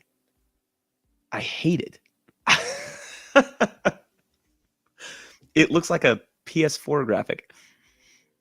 I mean, sometimes PS4 looks better than this, if I'm being honest. That's true. Sometimes PS4 does look better than some movies. That's very true. But I mean, kaiju are larger than life. Larger than life stuff is typically a spectacle. It's entertaining, but it has to be interesting. It has to be something special. And tokusatsu, and I'm trying to wrap it all into like a nice little bow here. Tokusatsu is a genre that was built off of Godzilla. Sure, before Godzilla 54, you had Tsuburaya working on Page into Madness, Invisible Man, or the Rainbow Man. No, it was the Invisible Man appears, and you had the Rainbow Man, and like a handful of other things. Maybe. But nonetheless, Tokusatsu, like you said at the beginning of this, is king with Godzilla. Godzilla is the king of Tokusatsu. Yeah, Without Godzilla's king of Godzilla, tokusatsu. He is a pauper to CG. He's a pauper to CG. That's what I mean, and that's the truth. He's no, like in America, Godzilla is not king. He is just like any other CG creation. He bows before, Jurassic Park, Terminator, Lord of the Rings, all these things, because I mean we're just seeing the same style that we have for the better part of 20 years. Yeah. Maybe more. With Tokusatsu, that's him. That's Godzilla. That's the truest form of Godzilla. And it forces the filmmakers to consider rule of thirds, depth of field, and low angles, so we can, accept this illusion that something looking like a man in a suit is that large. right? And so, it really takes me out of why I fell in love with Godzilla. And again, we are very far away from what I consider Godzilla. So, Right. And that is really disappointing. mhm. To think that Godzilla, this revolutionizing character who invented a whole genre essentially of special effects in Japan, has now been kind of demoted to just substandard CGI across the board. No, demoted to the flavor blockbuster of the week. Yeah. Yeah, I mean, that's essentially what it is. Yeah. Because I guarantee you, when the next movie comes out, whatever came out the weekend before or the weekend after will look very similar. I don't know what movies are coming out before or after it, but they're going to look very similar. Right. And it's really disappointing, and I think part of it too is, and I don't mean to say this to like, I mean, there are directors that look at film as art, and there's directors that view cinema as something important and meaningful. But in Japan, it's really hard to get a film made. Like it's not something you just say, "Hey, Toho, give me $5 million, I'll make you a horror movie." That doesn't happen. No. Most films have to have a production committee established to even get it produced. Tsuburaya didn't produce Shin Ultraman. The Shin Ultraman production committee did. Yeah. That's something that doesn't exist in America. In America, it's like one major studio, two substandards, like lower, small studios, typically like the directors. If Spielberg's attached, you have Amblin working on it. He works with Universal mostly, so you have Universal, and then you'll have like one or two other production companies working on it, and it'll have a big budget, and you can just kind of, just do whatever, and it'll come out and it'll be distributed, and everybody will see it, and you'll make money, and you go home. Whereas in Japan, you have to establish a committee, you have to get the funds, which is difficult, get a distributor, promote it, and especially in tokusatsu, you have to build everything. Ultraman, I've heard Subaraya looks at Ultraman as an art. So every season of Ultraman, every show, the people working on it try to create something visually stunning. Blazer, I don't know if you've seen the trailer for Blazer, I have, but yeah, it looks great. Yeah, it looks a lot better than some of the more recent stuff going on. I'm not completely sold on the design, but I'm excited for the design because it is so different. Mhm. And the concept. And like the night shots look great. Like Yes. I love night shots that are lit with practical lighting. None of the artificial lighting, but that nice, like warm lighting at night. Yeah. There's something about it. I mean, And Subaraya does that so well with Ultraman. They do. They've perfected. I'm thinking of like the first episode of Ultraman G'd. Beautiful. It's beautifully shot.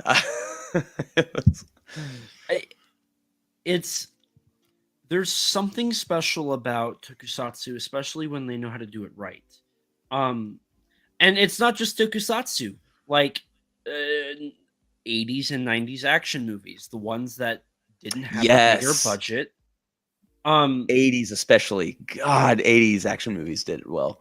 A film that I think has really nice lighting is the 1990 Teenage Mutant Ninja Turtles movie. I think that's got some pretty nice lighting in it. I love, for me, like the ideal night shot with a person is, and I don't know where I take this from.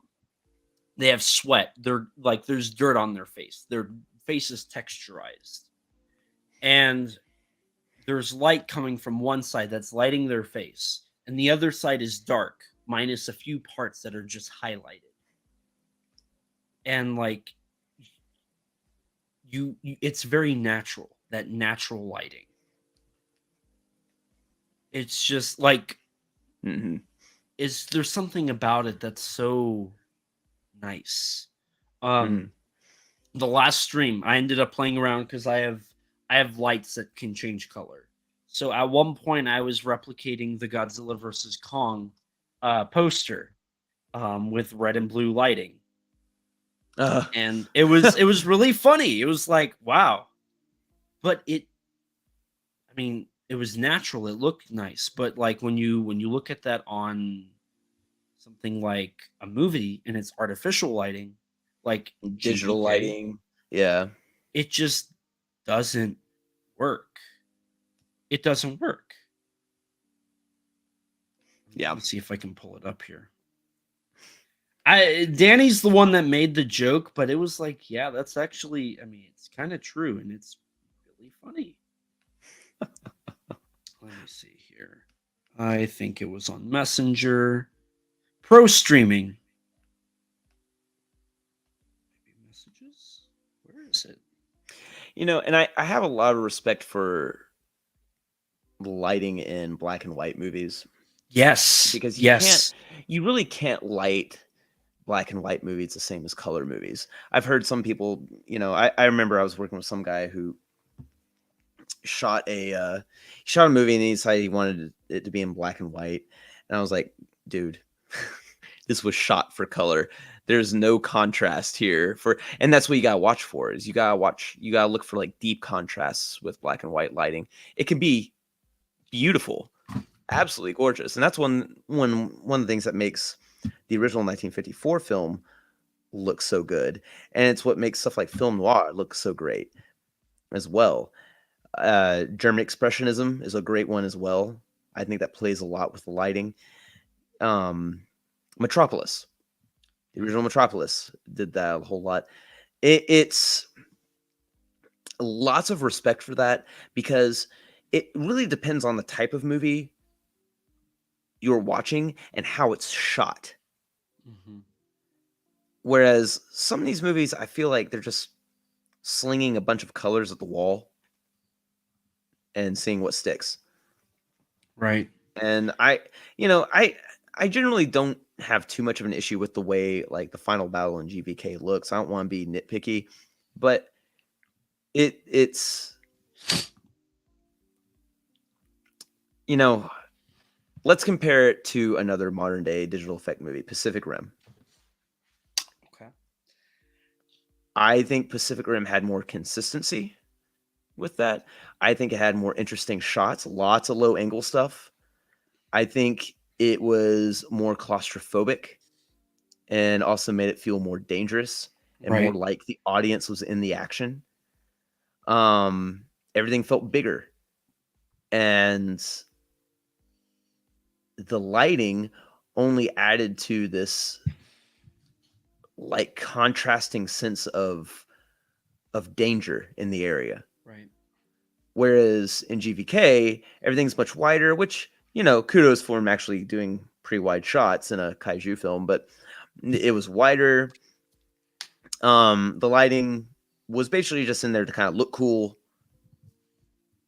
It is what it is. No, you're absolutely right. Like, real quick, I am going to pull this up just for the joke. Mm-hmm. Here you have Elijah Godzilla versus Kong. Oh my god. I mean, it's not wrong. Not wrong. No, not bad. But no, so when I went to film school, I was there for 2 years, and the thing they taught me, now granted, this wasn't necessarily an artistic film school, which was my mistake. I mean, it taught me like shot composition. Like there's a reason that I'm trying to be on the rule of thirds line in this video.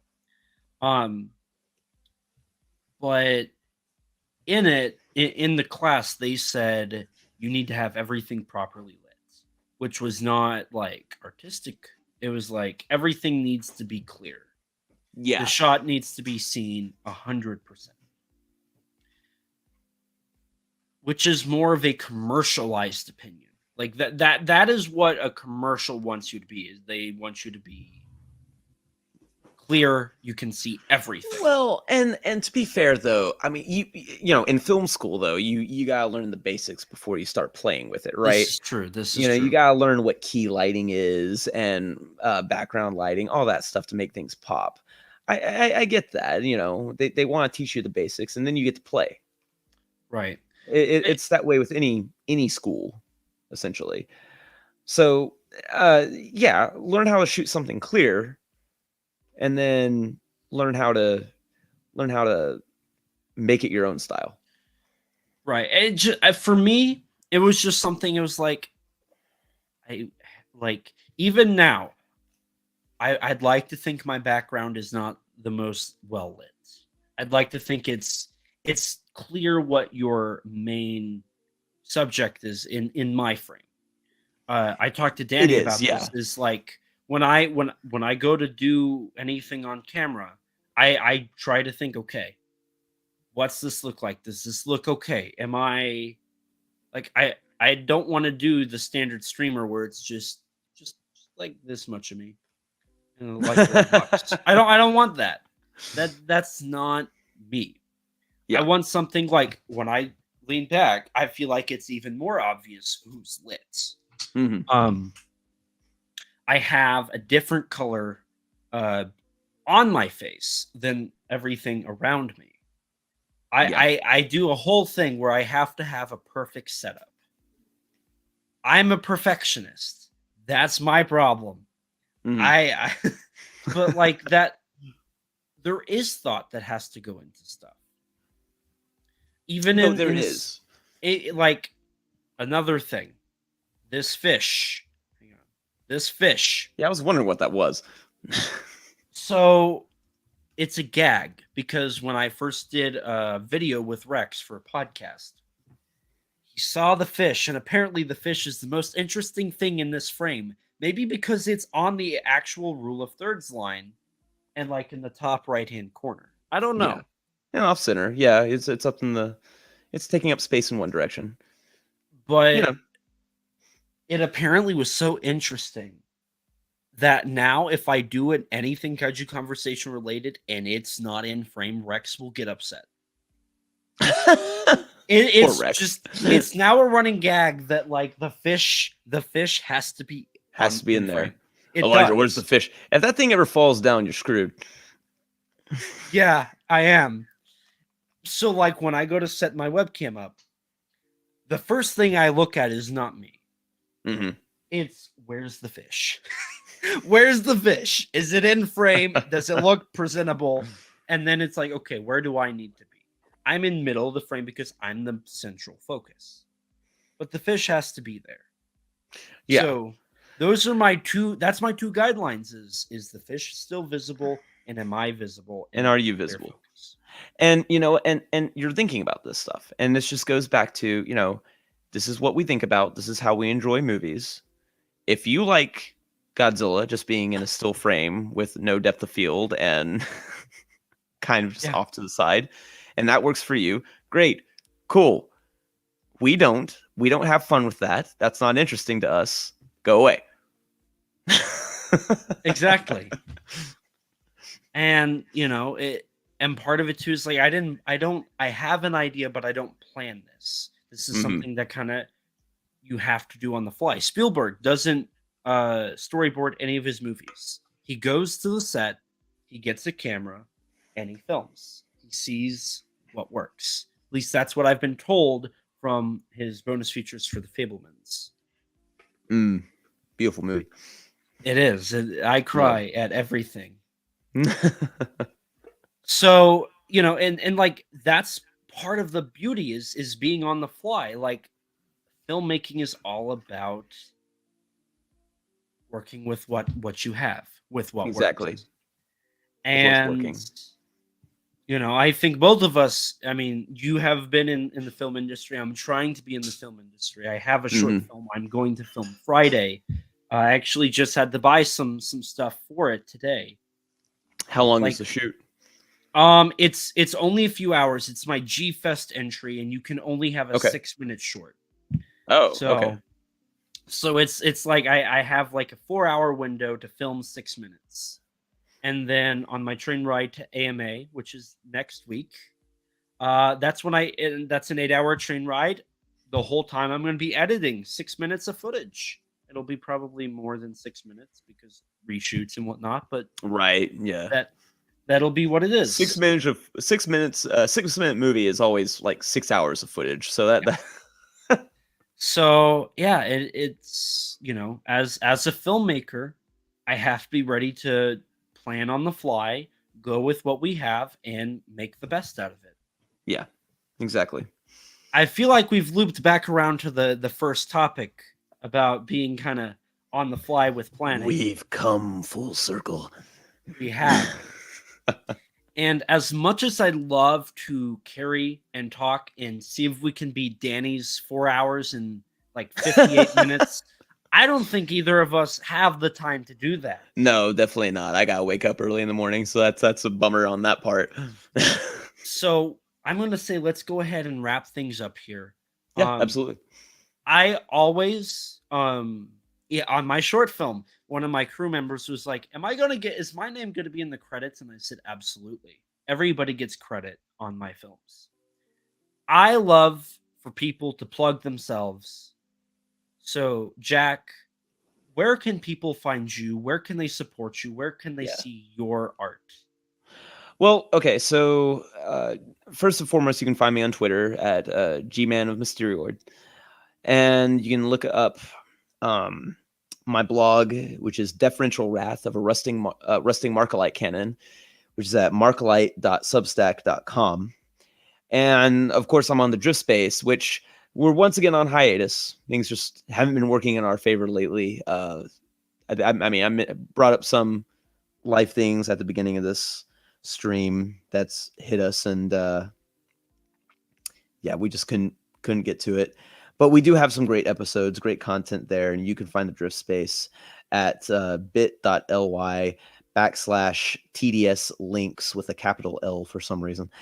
And look up our old episodes. We have a few Godzilla Kaiju related episodes, but we also do a lot of other things. We've done some Ultraman, Power Rangers, Pacific Rim, lots of Star Trek. So, I'm very proud of that show. I've I hope we can get back to it soon, but if we don't, I mean, we've had a great run. But other than that, yeah, I mean, you can come by, say hello on any of those. You can email me at thedriftspace@gmail.com, and maybe I'll reply to you. Maybe I won't. We'll see.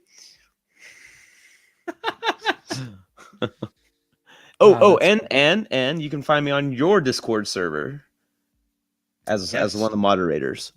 Yes. And I've only had to kick out one person so far. So far. But yes, definitely check Jack out. It's been great having you on. We have talked about some interesting subjects.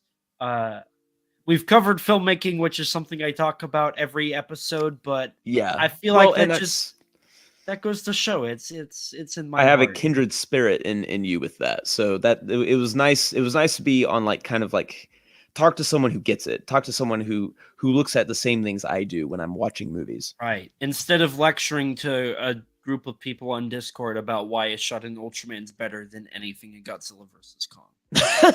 I've done that. I did that once. I must have missed that one. I wish I was around for it. This was actually right after you posted your Ultraman and Godzilla vs. Kong comparison. I sat and I did a 2-hour long lecture with 7 people.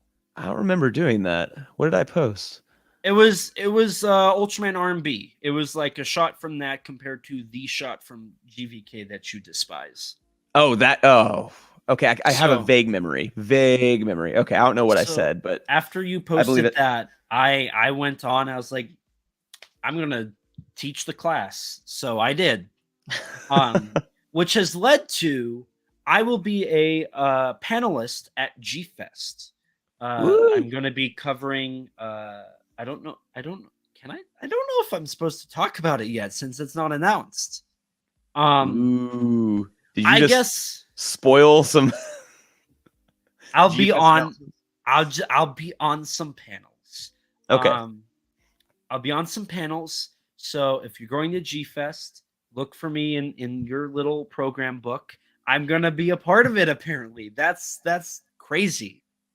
Hopefully, my lecturing on Discord phone calls and my brief appearance last year is enough to give me enough knowledge about paneling to do one, basically, with only one other person. Hopefully, I can not stress out about talking to a room full of kaiju nerds. But beyond that, hopefully, beyond that, I have a YouTube channel, ET13 Productions. Eventually, I will post on there. I'm working on some projects, and my G-Fest short film will eventually go live there. So check it out there. I'm also on Twitter at ET13 Productions or on Instagram at ET13 Productions, where I do some photography. I've done a few action figure photos where I have put thought into it. It does matter, and it does make sense. Beyond that, to support the podcast, don't forget to rate us on iTunes. That boosts our ratings and helps us get recommended to more people just like you. Recently, we were review bombs, so we're sitting at a 3.1, and I feel like Rex and I are at least worth a 3.3. But, it's up to you guys if you want to leave a review. If you don't have an Apple device and you still want to support us, which, I don't blame you. That's actually a lie. I'm streaming on a MacBook, so yeah, that's a lie. Me too. You can rate us on Spotify. That's a new feature they have. If you want to stay up to date with all things Kaiju Conversation, you can follow us on Twitter at KAIJU_CONVERS. If you don't have Twitter, you can follow us on Instagram or like us on Facebook at the same handles. If you're like me before podcasting or streaming and you don't have any social media, lucky you. You're so lucky. You can email us at kaijuconversation@gmail.com, all lowercase, all one word. You know the drill. And as always, we'll read your reviews on air on the podcast, specifically our main episodes, for everyone to hear. We also have a Teespring store. It's just a logo. Eventually, we'll have some cooler stuff on there. But until then, you can wear an awesome Kaiju Conversation t-shirt. Or maybe have a coffee mug. Maybe that tickles your fancy. I'll take a coffee mug. I'll get some demos There we for go. G-Fest, and I'll I'll test it out first though. If you'd like to chat with me or Jack one-on-one about kaiju stuff, you can visit the Kaiju Conversation Discord server full of people that have similar interests to you. Recently, there was a conversation about, let's see here on the good old General One, Super know. Godzilla. Right? Oh, dear. No, it's No. about Godzilla shooting eye lasers out of his eyes like the Hanna-Barbera show. Support. So there's some pretty interesting conversations that go on there. It's a lot of great people, great community, a lot of great conversations. Now, if you're listening to this, this is the part that you definitely need to make sure you do. Everything else is important too, but this you definitely need to do. Don't forget to subscribe to our YouTube channel and hit the bell so you can be notified anytime we upload a video or go live. We sometimes post exclusives to the channel like bloopers for episodes or minisodes talking about news or other subjects. We also do this monthly live stream, Kaiju Conversation Live, coming to you once a month. No script, nothing, no end time. It can go on forever. I hope to God not. I don't have time for that. But definitely subscribe to us if you like this content. We also have an interview with Mechagodzilla designer Jared Kuchevsky on the channel. I probably butchered his last name. I apologize, but that was a really fun interview to do. A huge thanks to Rex for editing all of our episodes and all of our content. His links can be found in the description below. Check out his Linktree. Give Rex all the support you can. Along with Rex, we'd like to give a huge thanks and shout out to Danny DeManna of the Godzilla Novelization Project for his amazing vocals on our theme song. You can support him by following him on Twitter at danzilla93_GNP or visit his website, GodzillaNovelizationProject.com. And a huge thanks to Gratton Conwell from the podcast Giant Monster BS for composing the music for our theme song. You can support him by following the podcast on Twitter at Giant Monster BS or on any podcasting platform under the name Giant Monster BS. And with that, we're going to wrap things up here. This has been a great stream. We've talked about so much stuff. We've went from personal to entertainment to personal to entertainment to fandom. We've covered so much ground. This has been so much fun. Thank you, Jack, for joining me tonight. Absolutely. I know timing sometimes is rough, but I'm happy we were able to cave 3.5 hours out of both of our schedules to sit on here and have a great conversation. Hopefully in the future, once I get some more people on here, because I want to have so many different voices here, maybe we can have you back on and talk about why Godzilla Zero is better than anything legendary ever produced or something. We're jumping the gun, but I'll give it the benefit of the doubt. I'll give it the benefit of the doubt. Yeah, man. I'd love to come back on, and maybe if you have a roundtable discussion sometime, I'd love that too. Yes, and I want to do some of those. There's some ideas I have for that. That's awesome. Well, count me in. And until next time, I hope you have a good one, and I hope the shoot this Friday goes successful. Thank you. And with that, we're going to wrap things up here. Thank you guys so much for tuning in and listening. And as always, please remember, life's too short to not talk big. Bye, guys. Adios. And there we go.